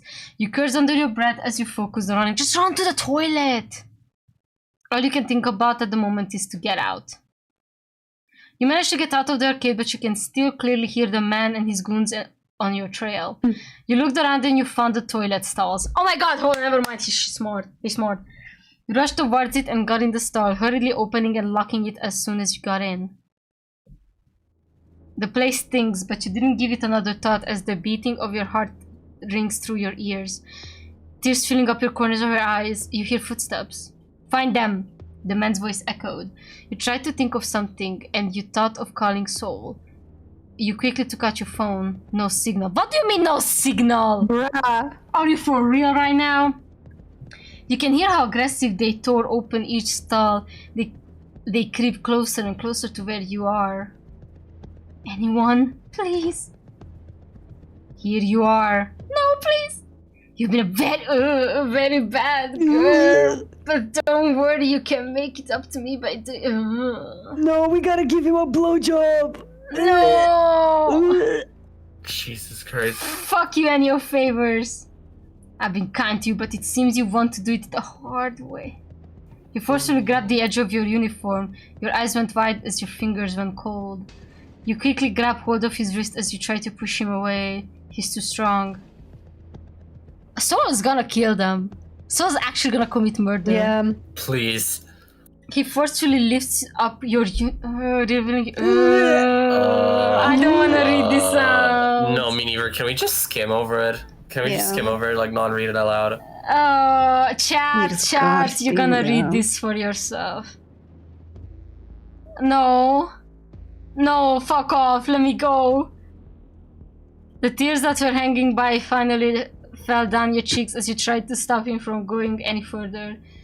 The two large men with him held you as you tried to struggle to know where your vision is slowly being blinded by the hot tears that were filling out. It's no use, his grip is too strong and there is no one near to hear me. You close your eyes shut. Please just stand. No! Yo, MC, such a dumbass, bro. But hey, what? Hey, what's the big deal? What's the big deal? Yeah. Judging from the impact, the man's body was jerked off of you as he was thrown to the side. You hear flesh hitting flesh. And another. Ooh, the crunchy. Ooh. Good. That's enough, Soul. Not yet. Oh my god. Wait, Hugo caught up. He's aggressive. Keep going. Keep going. That's enough. You broke his nose already. No. Soul. That's enough. Pim name needs your help. At the mention of your name, the familiar reddish-orange eyes went wide open before turning to you. So quickly went to your side, his eyes wide with shock before crouching down and giving you a hug, his shoulders shaking as he embraces you. You said nothing, however, too stunned to speak to what transpired before you. The man now lay still on the ground, a pool of blood seeping out of him. The rest of his goons passed out in random corner. Jesus Christ, he pulled the John Wick on him. Yeah. I'm gonna be so honest, I support it so much.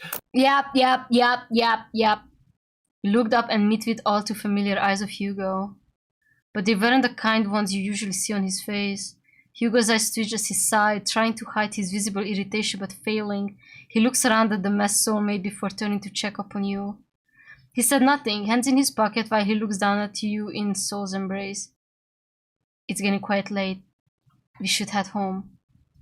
Hugo tapped Soul's shoulder, making the tall male bury his face further in between your neck before eventually letting go. Jesus, he's freaking out! His eyes were bloodshot, his face red from either anger or worry. You aren't sure, but one thing's for sure. This is that this man before you cried.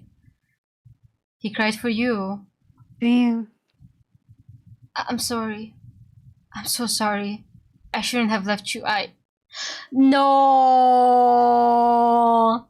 So, thank you for saving. No, thank you for saving me. Thank you for saving me straight up! Exactly. Let's go!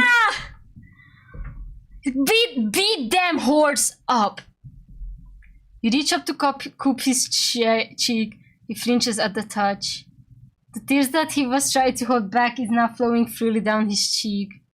Oh my god! Aww. He eventually relaxes as he closes his eyes and leans onto your hand as he held it. I don't know what I'll do if... It's okay. It's alright. Here. Beside you, Hugo extended a hand for you to take. You notice on his other hand is the same horse plush you tried to win back in the crane game. You took Hugo's hand as he helped you get up. Soul stands up as well, but backs away from you a few steps. We should head back home. It's quite late after all. Both you and Soul didn't say anything but nod along. Hugo gives both of you a smile before walking away. Soul kept a firm hold on your hand, seemingly afraid to let you go. Hugo lets out a sigh. I guess we can't get in the arcade anymore. Those guys might come back to teach us a lesson. If they ever come back, I'll give them more than just a broken nose. Ooh. You're pretty scary right now, Soul. Good. I'd like to keep it that way. Hugo shakes his head. He rummages through his pockets before handing Soul something. You didn't quite see what it was, but judging on the skull on Soul's face, he doesn't like it. I told you these don't work anymore. Are those pills? It's because you aren't taking it, you fool. Now take it. Oh my god, bro's in pills! Now take it tonight. So grumbled like a child who got scolded before taking whatever Hugo gave it to him and tucked it in his pocket. Anyway, your place is just around this corner. You should head back as soon as possible. I'll take Pim named home. So's eyes narrowed. He went from holding your hand to wrapping his arm around yours as in a possessive manner as he leaned closer and glared at Hugo. No, I can walk them home. Clearly you're not in a good condition to fight again. I can fight again. There was something in Hugo's eyes that made your blood run cold. The usual happy-go-lucky expression he had on his face was gone. You take a look back at So, noticing how unfazed he seems, as if challenging Hugo. Agree with Hugo, let's So take— oh my god, I mean, we should let him know. Yes. Absolutely. Both of them look at you in surprise. Yes! You reached the double digit! Let's fucking go! We're getting our house husband. We're getting fucked tonight. R.I.P. that pussy. Hey. Both of them look at you in surprise. Hugo seems to disapprove of your choice, while So's hold demeanor shifted from shock to cocky as he slowly turned his head to his shorter friend. You heard them. Hugo, I can handle this. I can walk Pim name home. So is a dog in person's body. Bark him like a walk him like a dog, sis. Walk him like a dog. You know that one? I walk your man, cause all men are dogs. Period. Period. Pimp name, trust me. I want you to trust me too. Hugo looks at his friend in wild disbelief, almost as if offended by what Soul said. He took notice of the way his fist tightened, causing his veins to bulge out from the force he extended. Eventually he gives up with a sigh. Hugo turns to you. If it's fine for you to Pimp name, then I can't force you. The short-term man didn't say anything afterwards. He then turned on his heel. Hugo walks away. You and Soul stare at his back until his figure becomes smaller and the light post no longer emulates the path that he walked on. Is he always like that? He didn't need to be harsh about it. Should we go with that one? Which one do you want? The first one, I'm guessing. Oh, that gives a point to The second one? No, Yeah. okay, no. Yeah. See, this one doesn't take a point from him, but it adds one to Crow. Rubbing the redness away from his eyes, he turns to you. Like what? Like really bossy, especially towards you. I thought he's the happy-go-lucky type. Yes, you can judge a book by its cover. So didn't say anything, his gaze lingering on the now empty path where Hugo had headed. He takes your hand and wraps his fingers around yours with a smile on his face. He looks happy. What matters is that you're here with me right now. Shall we get going? Oh no, he's gonna know where we live. Please excuse the place's condition right now. I didn't expect visitors to come this evening.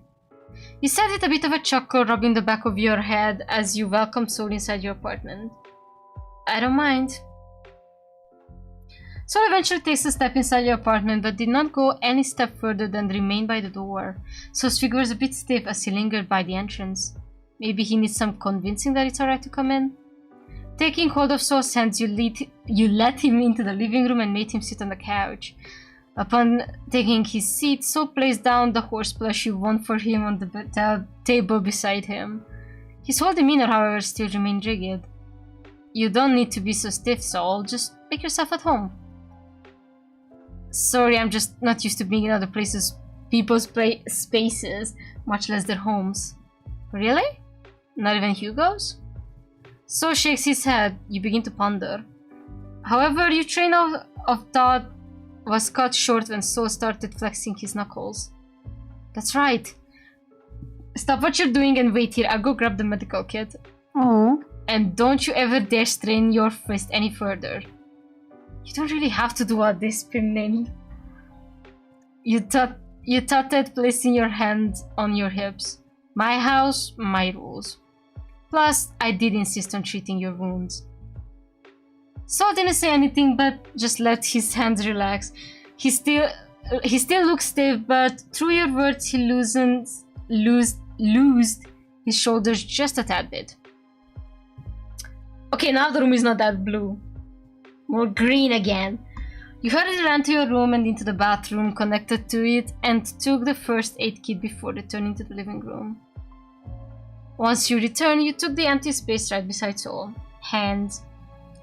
You say that like I'm some sort of dog. Oh my god, he is a dog! Walk him like a dog. Walk him like a dog, sis. Walk him like a dog. Despite his remark, he did as you told him and showed you his hand. Taking his hand on yours, your eyes furrowed at the gash and a few bristles adorned on his once pale knuckles. Told you, feel them. Taking a disinfectant and a piece of cotton from the kit, you lightly dabbed the formula on the cotton. This might sting a bit. Saul didn't say anything. Taking it as a sign to proceed, you gently dabbed the cotton on the bruises on his knuckles, earning a few hisses here and there from him. You did the same to his other hand, but this time he was silent, seemingly used to the stinging pain. After disinfecting the wound, you took out some gauze bandages and wrapped it around his knuckles. You were busy wrapping the bandages that you failed to notice how he kept looking at you while you were patching him up. I could smell him, damn Theo. Stop smelling the man! You only realized this when you finished wrapping his hands. You looked up and your eyes met with his reddish-orange eyes. Eyes that reminded you of summer daisies of a rare breed. But the word summer doesn't really quite fit him. Instead, he reminds you of the harsh and cold winds of fall. Despite his icy exterior, he has shown you nothing but warmth, like a fuzzy scarf to shield you from the freezing autumn winds. He hasn't let go of his hands from yours yet. Kiss the knuckles! Kiss it! Kiss it! True. Kiss it! Kiss it! Kiss it! Yeah. Oh, I didn't get anything. Wait. When did we get another point for Crow? If you choose to tell that Hugo is bossy, you lose a point from Soul. But if you decide to say that he walks is he always like this, you know? You gain one with Crow. So instead of losing one from Soul, I decided to just gain one with Crow. Yeah, of course. Okay, I got scared that we just kissing his knuckles did that. Okay. No, it's not that one. It's not the knuckles. Oh wow, it's wrapped up. Dang. Oh, that's so cute. He did not jerk his hand away, but the look of pure shock was displayed on his face. His face went red while his eyes grew like white saucers. Mm-hmm. So lets out a low and nervous cough, tilting his head to the side in a shy manner. I'm not a kid anymore, you know. But it makes you feel better, right? You let out a chuckle. His silence was enough of a confirmation. You eventually let go of his hands and he pouted when you did. You stood up from the couch, your gaze lingers on his sitting figure. Do you need anything else, Sol? A cup of water, perhaps? No, there's no need.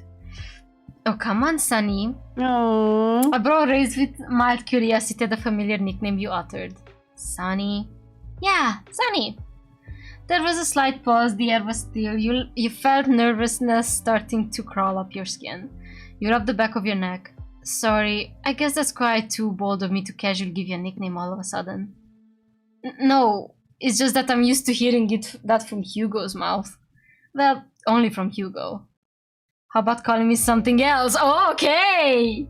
You don't mind the nickname? If Hugo going to give me one, why not you? Give Sol a nickname. Oh, give him a nickname. 1 second. Oh my god, we can do whatever! Know that the last name you input will be the nickname used if you press enter. Okay, which one do you want? What should we name him? Emo boy toy or something like that, I don't know. Come on. That's so mean. Twinkie. Okay, I'm gonna search cute nicknames for your emo boyfriend. I'm gonna actually search up and see if I get something. Cute nicknames for your emo boyfriend. What good names for emo boys? Oh no, I want nicknames. Cute and edgy nicknames for your emo boyfriend. Inkheart, my Ember, Nocturne, Vampire. Oh my god, Penumbra. Yo. Captain Sadness, Lost Boy, Sire, Spooky Zombie.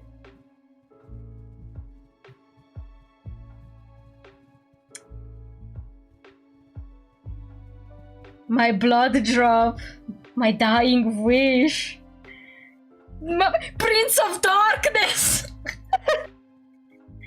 Dark Chocolate Heart, Edgelord in Training, Emotional Support, Jailbait, Hot Molly, Jailbait, Midnight Snack, My little emo midnight snack. Screamo Sweetheart, The Night of My Life. Can I be so predictable with the following? Yeah. Can we name him Gerard, like Gerard Way? No! My little knock of Gerard Way. Wait, give me a second. I'm gonna check. There are pay homage to his favorite emo band. There is also Black Parade Prince. MCR. Straight up just call him MCR. There is not much with My Chemical Romance. Okay, my chem is a predictable choice though. I like the Penumbra because of Yeah. No, Penumbra actually sounds so cute and cool. No, it's from Skips, my beautiful emo boy from Date Everything. Everything. My emo twink king, my first love interest. No, wait, I don't even. Wait, Leah never saw them. I'm gonna send you some photos quickly. Hold on a second. I don't even think you ever saw them. Hold on, because I have like 753 screenshots. This is gonna take me some time. Yeah, I straight up have 700 screenshots.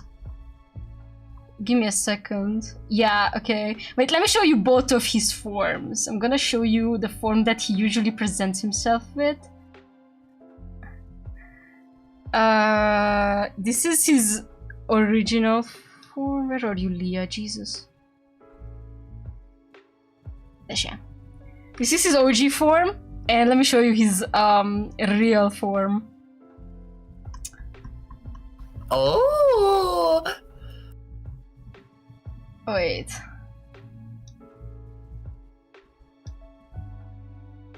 This is his real form. Damn!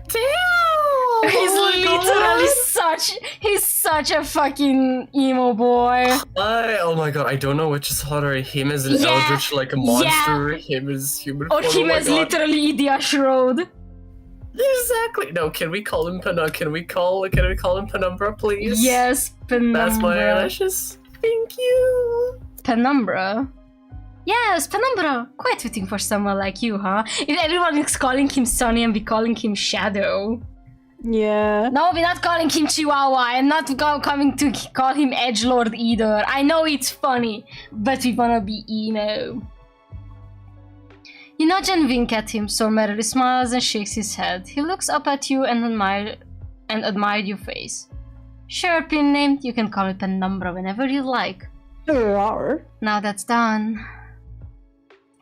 With a hand over his heart, he gives you a knowing look, gaze serious as if he's about to make a vow. Let me repay your kindness, pin name. Make out with me right now! Please, please, please, please, please. I have 10 hearts! Hey, you don't have to, Soul. It's the least I could do as your friend. No, I insist. I can make you dinner tonight if you'd like. Oh. That won't be necessary. Before you could protest, however, you could feel your stomach rumble. The sound was loud enough to be heard, which earned a low chuckle from Soul. I can cook. Not on my watch, mister. Your hands need to rest. I'll do the cooking. Before Soul could resort to insist on cooking, you pulled him up from his seat and started pushing him towards the kitchen dining room. Also, it's an open one. ABC. Is there anything you like and don't like? Nothing really. As long as it's from you. Oh. Phenomenal, please. But really, I'm fine. You've done enough for me already, Pimney. I'm just doing this to return the favor. You shake your head no before forcing him back to his seat. So sighed and gave up, propping his elbows on the wooden table as he looked at your figure. Happy that he complied, you turned to stare at your kitchen sink. What the fuck are you going to cook?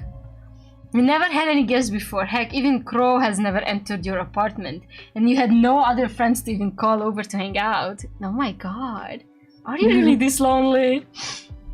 While you were in the middle of fighting your own thoughts, Soul hummed a tune. You hear him drag his chair to stand up, and you soon find his tall figure now looming behind you.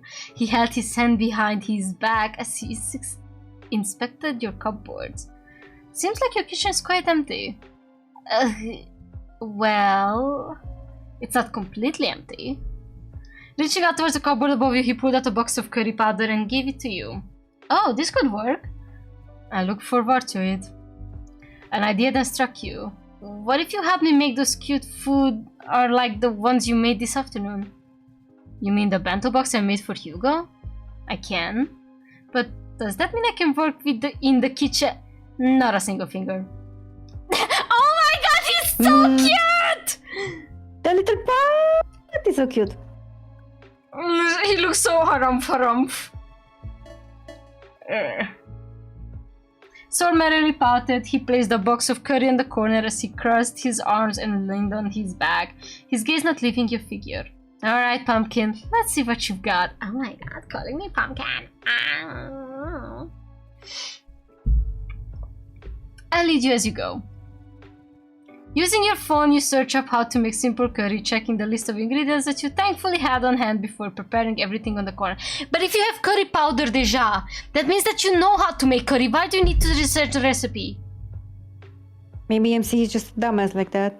I mean, fair. Sometimes I also have to research kimchi fried rice because I forget what the exact steps, but I know the ingredients. So checks around and lets out an approving hum. He begins to telling you to prepare the ingredients. Thankfully, you have most of it lying around.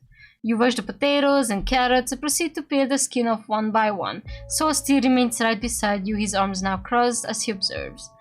When you set aside the vegetables, however, he suddenly takes out a knife from your knife holder along with your chopping board and then moves to chop the vegetables. You were about to protest but stopped yourself when he gave you a side eye, a smirk on his face as he cuts them neatly and in equal sizes. He has experience and he made it clear. Show off. After cutting them, he sets the chopped vegetables in a bowl as he awaits the rest from you. I could have handled it on my own, you know. Yeah, you can't, but what if I'm stubborn like that? Well, at least you make the work faster. You eventually finished peeling the carrots and took the knife from Soul, shooing him away and taking his task. Soul complied and went back to leaning on the counter. You looked at the perfectly cut potatoes and carrots. Did he make flower-shaped carrots? Oh my god. How did you do this? Do what? This, it's so cute. Do you want me to teach you? Wait, let me do it first. I want to see how I can replicate it. Grabbing a piece of the sliced carrot, you tried to replicate the flower-shaped carrot Soul did. However, every time you managed to cut one, a piece of petal would fall off. Again and again and again. Ah! You placed the knife down, lifted your sleeves up, and continued on.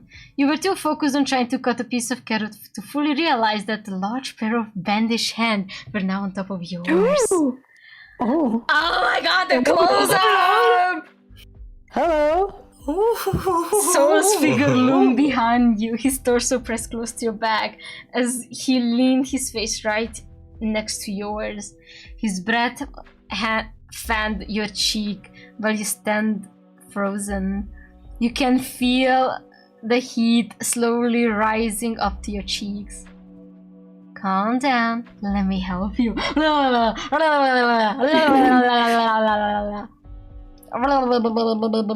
screenshot. Oh my god, what is this sensual music? With his guidance, he leads you with utmost care. Don't cut too much. That's how you manage to accidentally cut off the petal. Pipe, Navi, we need you to calm down. No! Never. Freak out, everyone. Do this instead.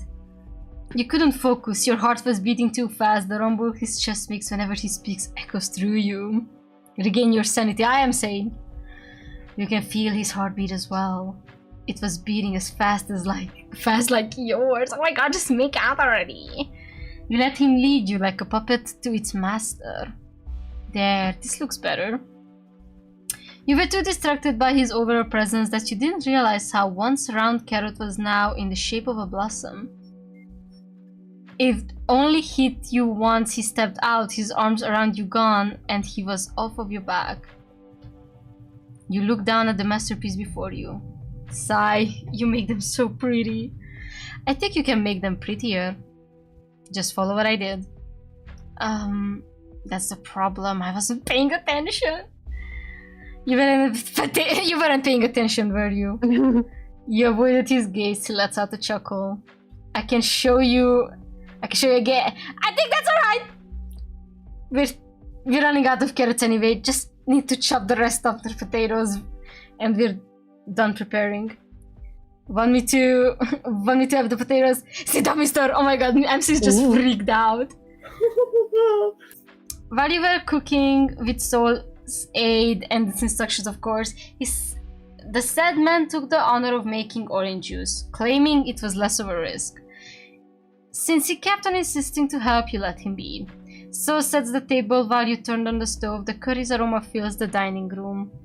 The curry was hot and steam rose from the pot as you carried it by the handles with mittens on your head. You then set it on the table.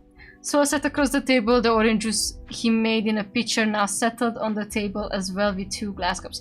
I don't know about you, MC, but maybe you could pay off your debt faster if you wouldn't waste your money on orange, because oranges are expensive. Just saying. For real. You sat down on your seat as well.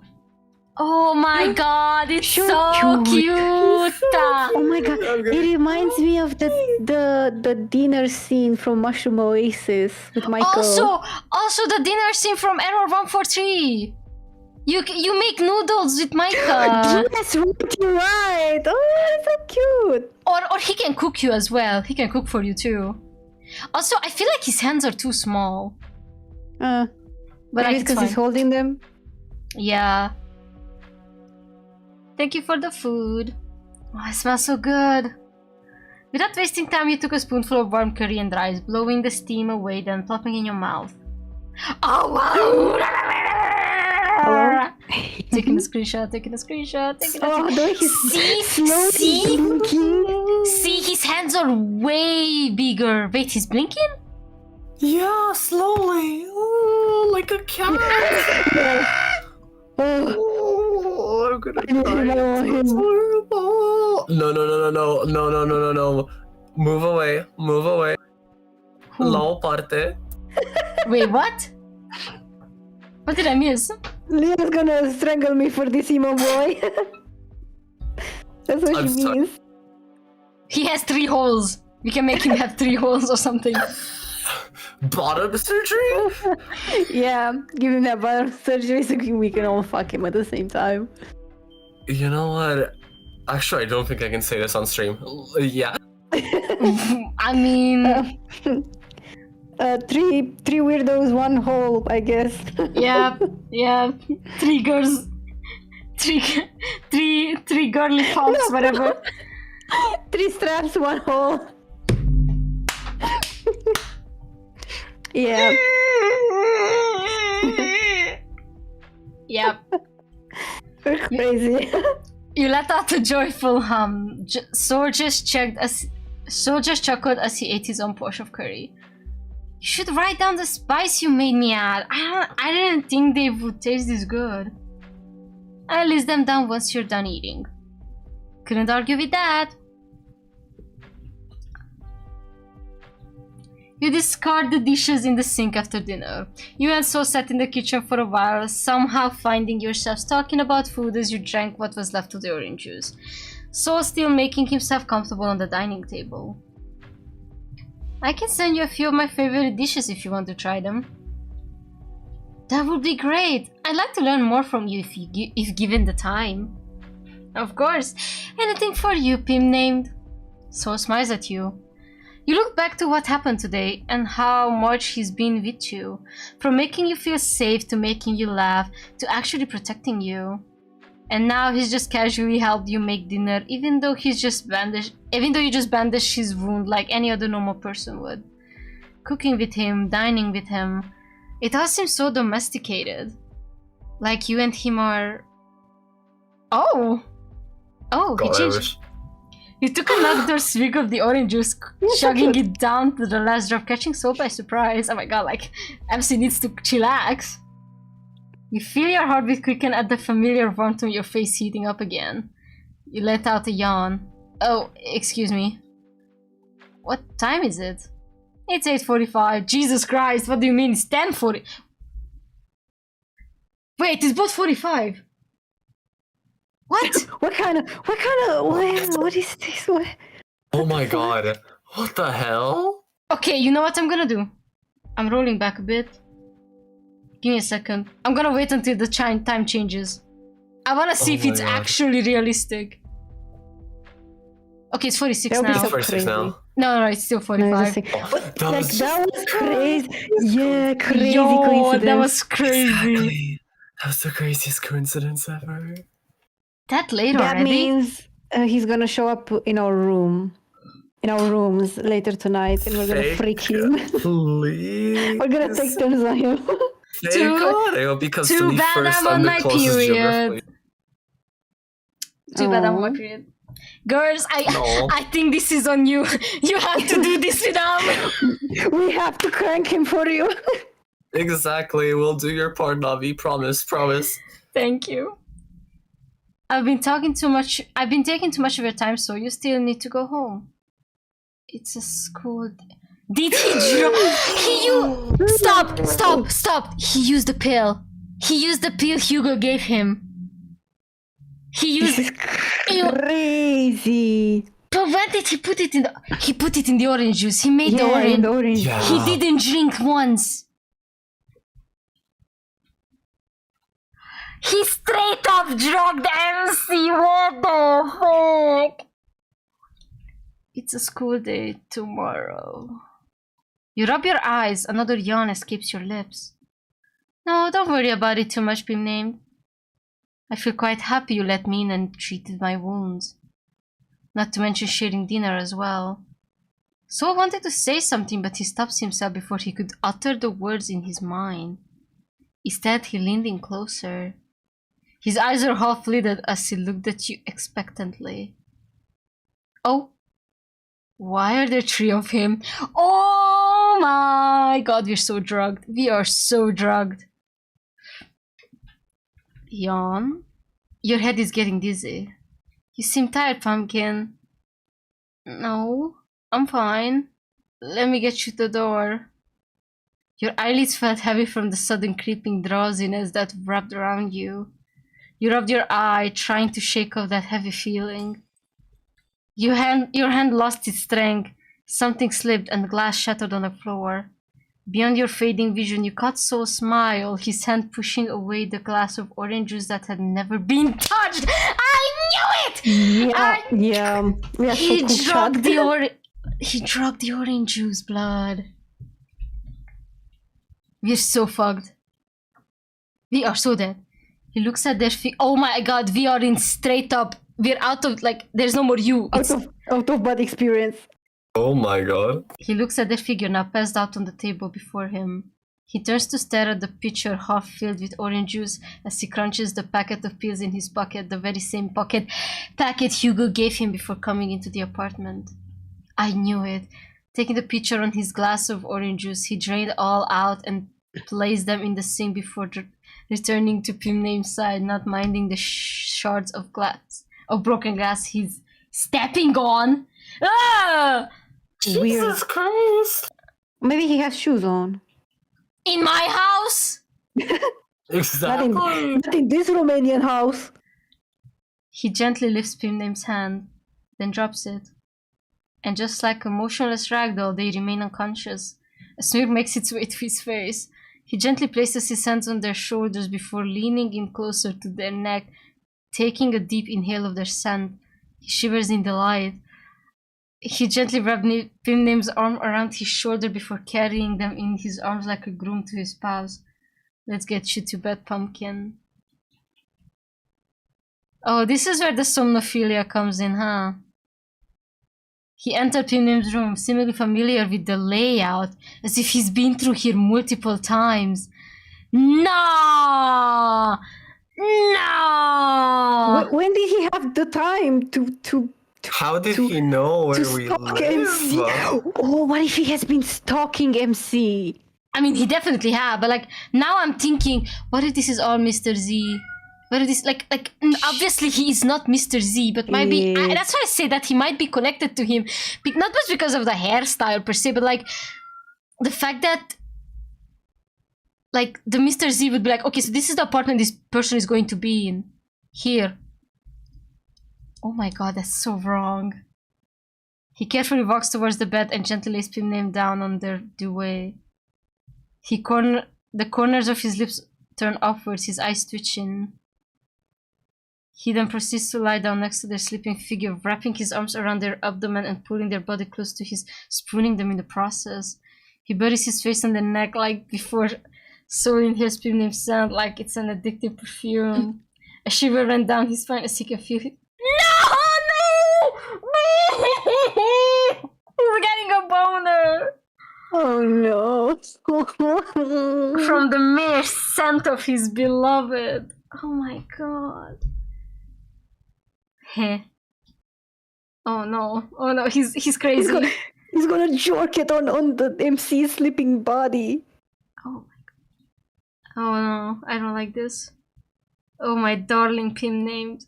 I feel so flattered that you trust me so much, despite just meeting me yesterday.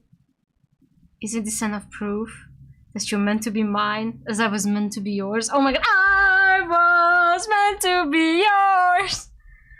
JD, your soul resonates with mine. He makes himself comfortable, his arms still wrapped around, keeping his gaze on the apple of his eyes. A wicked smile still settled on his face. He snuggles closer, hearing Pimname's steady heartbeat through the veins of their neck. I love you so much, Pimname. I want you to realize. I want your soul to realize. I know that it will take some time, but I'm getting impatient, sweetheart. When will you realize? He asked under the breath, as if hoping for some answer from the sleeping. It says woman because of the. It should be person. Anyway, caged within his arms. But only their soft and steady breathing filled his ears. He tightened his hold around them. His eyes didn't flutter shut as his thoughts kept him up till midnight. Someday, one day, Pimname, you'll learn the truth. What the hell is going on? Wait! To be continued. To be continued. That's crazy. You know what I realized? This might be a whole ass setup. Okay, hear me out. Hear me out. Let me just see what happens if I hit click. Yeah. Goes, yeah. Okay, hear me out. I have a maybe plausible law or whatever. Hear me out. So he likes horses. Yes? Yeah. What if he knew Pimnamed or MC because he's been to that farm and he became infatuated with them, like straight up obsessed children behavior, you know? And then made his relative, whatever, Mr. Z, because like he has to be kind of well off to be part of this university, we know that. And Mr. Z has to have some kind of connection to just get MC into the university, not just get them an apartment.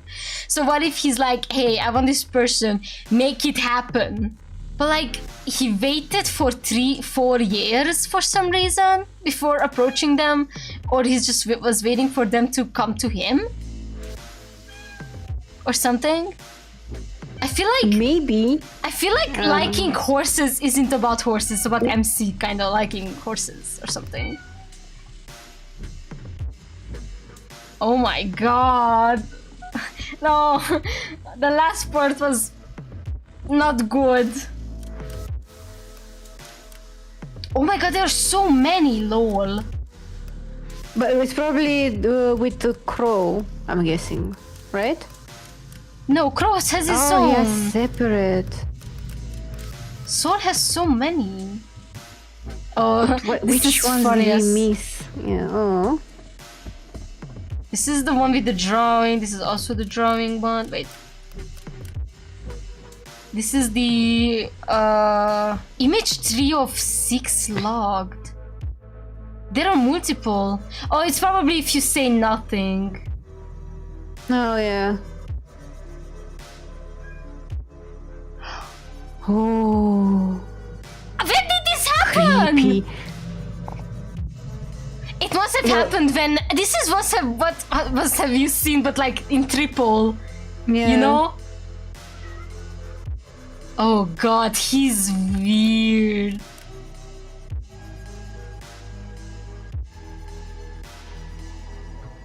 Oh my lord, Jesus. Yeah, well, let me show you our reaction during the orange juice scene. I'm sending it to Mr. this Z. chat. The man that came to take your land. He considers himself some nice guy, a little that cause I think they're related. I genuinely think they're related.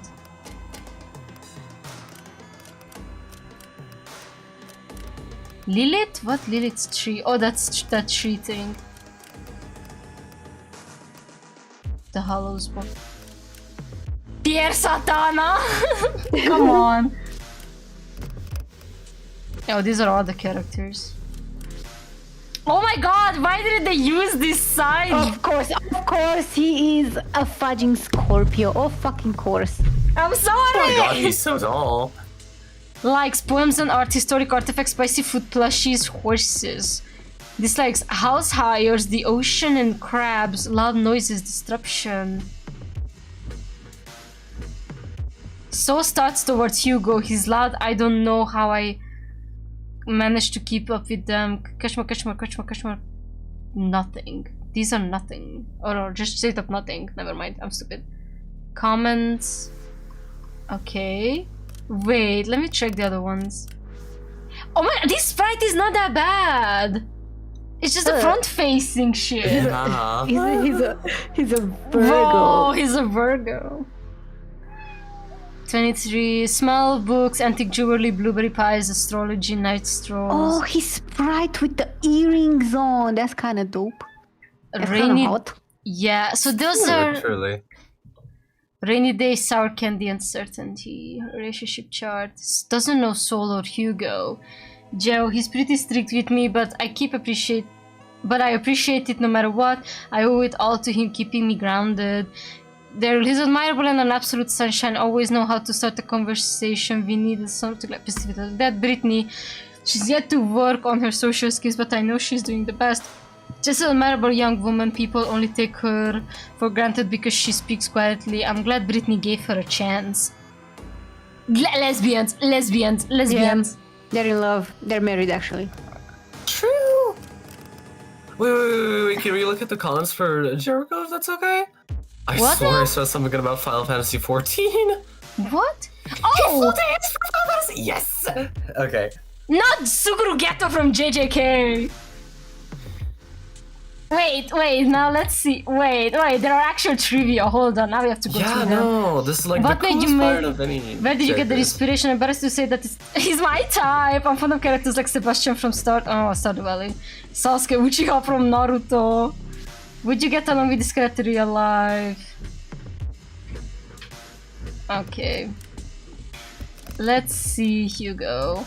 March 29. He's 1 year younger. 174. Sweet fruits, sweet and fruits. Detective movies, video games, silk mods. Spicy food, naggy people, injustice, bullies, egoistic people. My best buddy, don't be fooled by his stoic face, he's actually a very nice guy. No one else. He is Soul's one and only best friend. Hinata Shoyo from Haikyuu. Okay. Yeah, that makes sense actually. True. Okay. No wonder I like him, honestly. Subaru Ogamijo, January 10. Likes potted plants, opera music, theater, shadow puppetry. Kyodo, cats and reptiles. Dislikes rowdy places, disobedience, bad hair day. Hugo. Oh. But it says question mark. Interesting. Ichabod is a pain in the ass, but I think I kind of owe him a lot, having to help me after falling from high class building. This is a bit unclear. Does this refer to Joe being demoted to low class, or did he literally fall from the building? Come on. He's too loud, but I guess it's appreciated seeing that half of us are introverts. It's either him or Crow. Miss Fallen Angel, oh how this school system failed you. I'm sick of looking the way she looks at Britney. It's fucking obvious from the way her eyes sparkle. I will never get that feeling of weakness. He's lesbophobic? Ew. Girl, come on. His appearance is inspired by Masato Hijirika. Oh my god, Utapri mentioned? Where's Ryu? And he ended up looking like Wanderer from Genshin Impact LoL, so no, his inspiration is not Skara, but Masato. Oh my god, now I see he has a septum piercing! So cute. So true. Bisexual. Alright, let's see. My queen. July 5th. Oh my god, once without platforms. Fashion magazines, beauty products, Japanese fashion, koi fishes, cooking pastries, dirt and grime, roaches and insects, bullies, higher class. Prince Charming to the rescue as always, though he's more of a mother hen than a prince from the way he nags at me and my posture. He needs to smile more, that scar is going to age him 10 times faster. There is my little brother! I'm kidding, we're not blood related, I don't have siblings, but having him around feels like it, Hugo, no? Jessie, my sweets, Jessie, she was right next to Crow during my lowest, I owe it to both of them. No. Okay. Another FF14 mention. Oh my god, I respect this person so much. Oh. Oh no, it's just a friend. Okay. Yeah, no, but still. Yeah. I'm so happy this person's a FF player. So true. And also specifically that Brittany's a Gyaru. Oh, this is so a good sprite! What the hell? Yeah. Well, it's a render, I guess. Like, still. Like sports, football being his favorite, sweets, any type of fast food dogs. Dislikes his coach, selfish people, Monday mornings. He's the last person to enter the friendship. The guy himself, he likes scaring Big Brother to me. He's pretty soft-spoken, though, but reliable when I need something. Will give candy, promise to be a good boy. Blink. My good old buddy past Subaru. Oh, he'd rather be called Gio since only people in his hometown call him that. Doesn't know Hugo. I know she says that I might be a little brother, which is kind of true, but can we be at least twins at best? She's the serious twin, but I'm the lucky go happy one. She reminds me of a lost puppy. Oh, shaking and stuff. Good thing I'm there to protect her. I will protect my friends no matter what. Oh my god, this guy's gonna get killed. By the way, this game has major character death, and we didn't find that one yet. I have a feeling Kuro might die, honest to god. This is just Fies based. Nah. He's a love interest. I think someone from the friend group. Oh my god, this sprite is so cute. Shut the fuck up. It's so pretty. I know. It's so small. She's smaller than me. Fuck you all. Fuck you all. She's smaller than me. She likes seafood, books, video games, Eerie is her #1 idol. Dislikes deers, haunted houses, bullies. He's been nothing but kind to us. I thought people like him aren't capable of such acts, but remind me to thank him one day. I said this once, I say it again, he scares the living daylight out of me. Big ball of sunshine, he's the only person next to Britney that I smile the most. My best friend. Please yeah, don't sure, take best it. friend. Please don't take it the wrong way, but she's a nice person once you get to know her better. Captain of the Dark, anime girl, whatever. Alright. Interesting. The more you know, Chad. Very cute, honestly. I'm checking the shoes. If date everything taught me is to check the shoes. Oh my god, that she ate. She ate with that shit.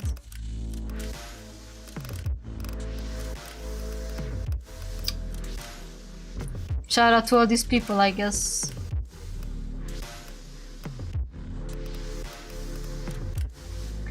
How do you get all the art, I wonder? Now we have to figure that out. Alright, well, this was the kid in the back. I don't know if I'm gonna make a second episode or whatever, but I'm probably not gonna get into Crove's route for now. Though, we have to admit, hold on. We have to admit, let me just show, not this one, Jesus Christ. Album, right. This fucking sprite is so hot. She's so pretty. I guess this is if you kiss him. Yes, unfortunately. No, fortunately. Sorry. I'm loyal. Wait, did I save there? No, not... Give me a second, oh my god. Did I save there? I think we did. Okay, let's check it out. Let's check it out. If you kiss him, you have no idea what you're going to get, but the feeling in his lips pressed on yours made the butterflies eyes in your stomach. Pressed out of a cage, your heart beats like you just ran a marathon and you feel the heat rush to your cheeks. Crow freezes against you and for a moment. Yeah, oh, okay. Okay.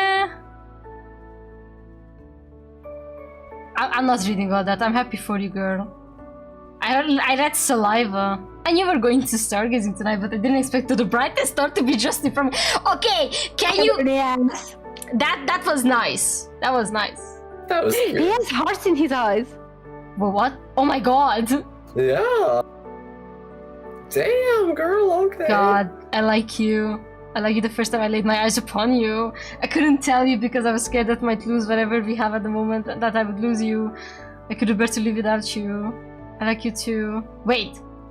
I like you ever since the... whatever. Oh my god. And they talk about their feelings and they're healthy and not toxic at all, which is whatever. I want to add soul to this mix to add a little bit of spice to the relationship. Can I do that? Wait, what? Now people will know your... Wait, what now? He captures the lips slowly distracting you when he moves in a bury his face in the crook of your neck. Oh my god, he left a hickey! Oh The my fucker. god. Whoa, okay. Damn, he's pissed. Soul is pissed. Wait, you know what I wanna do now? Let me just check if the album straight up unlocks, so I don't have to worry. Oh yeah, straight up unlocks, good. You know what we're gonna do? We're gonna go... we are going to load the fight scene. If I find where it is. Oh fuck. This is gonna take me a while, give me a sec. Cause I didn't save around there. I guess you can get more photos with Hugo if you go to the theater, but you're not going to do that.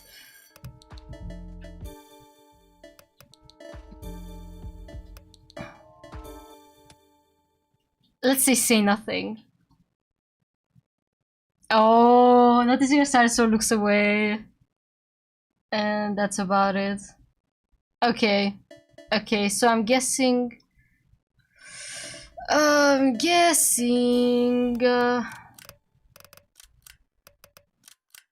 know. Yeah, you got all of them. Let's go. Yippee! At least now, at least what we unlocked, we have unlocked. This one though is so creepy. Creepy. You know what I wanna do? Wait, return. Return. Return. Thanks for saving me. Drrr. Drrr. Drrr. What happens if you let go? I guess nothing. We're not gonna give a nickname because I'm lazy. I just wanna check the— No! Oh fuck! I shouldn't have done that! I wanna see where that face pops up. Yeah?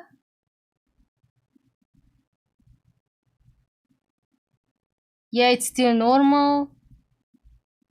Still— Oh! Oh, when the— There it is! There it is! Okay, so when the glass breaks— oh god, that scared the fuck out of me. Jump scare. Okay, so it's done. Got it. Let me just go up and I'm just gonna straight up quit or main menu. Alright, well, now we know what we're doing with our $5. Alright, this was interesting. I wonder how... So, to those who wanna know, the not safe for work context basically has the same thing, but for some reason it includes more somnophilia. It also contains public sex and public private masturbation. I'm guessing we might do something in the library. Maybe there's something with Crow under the tree. The not safe for work version can be purchased from from the artist's Patreon. You have to, you know, become a patron. Because I think it was previously on each, but it was they were forced to take it down because of the rules or some shit. But anyway, this was something. Before I forget, make sure to like the stream because that helps a lot from, you know, the social medias down below. And play the game if it's to your tea. We were...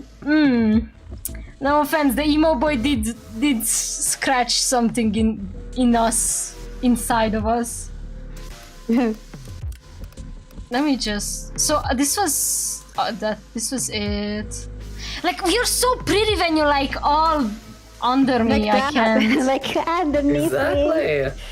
me. Yeah, I kind of want him too. I'm not gonna lie. I might download this game just to see how his route is. You know. Yeah, you should. At least we saw all the people. But wait, is this game like gonna be fully released or? I don't know. Seemingly, yes, it's still in development. I see. This patch that we played was from last November.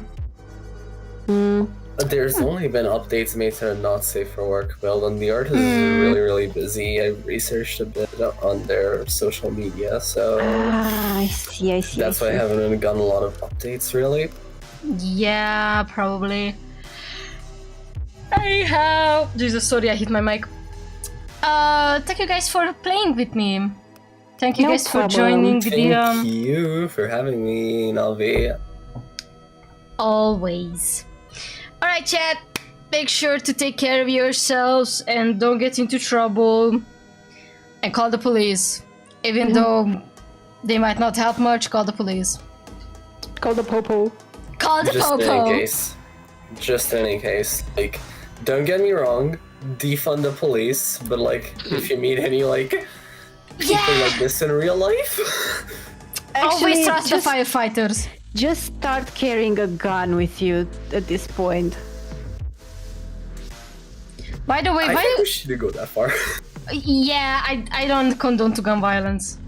I do. Pasta, every time we say something like remotely sane, you be like, no. Like last time when you be like, I don't hate Americans, I do. No, always for violence. I guess carry a pocket knife or something, but Pepper spray, pepper spray. pepper spray are illegal in UK. Did you guys know that? Jesus. Yeah. Is it? You know what? Just carry like a deodorant spray can with you and a lighter. It does the trick every time. Is pepper spray illegal in Romania? I don't think so. Yes, pepper spray is illegal to possess in Romania, but its use is restricted to self-defense and it is prohibited at specific locations such as sporting and cultural events, public transports, and entertainment venues. There you go. Bagn mutuți morsi. What if I get diddled on the sport event? Huh? Exactly. Exactly. Police is not only for protection against stuff like this. We can have social workers.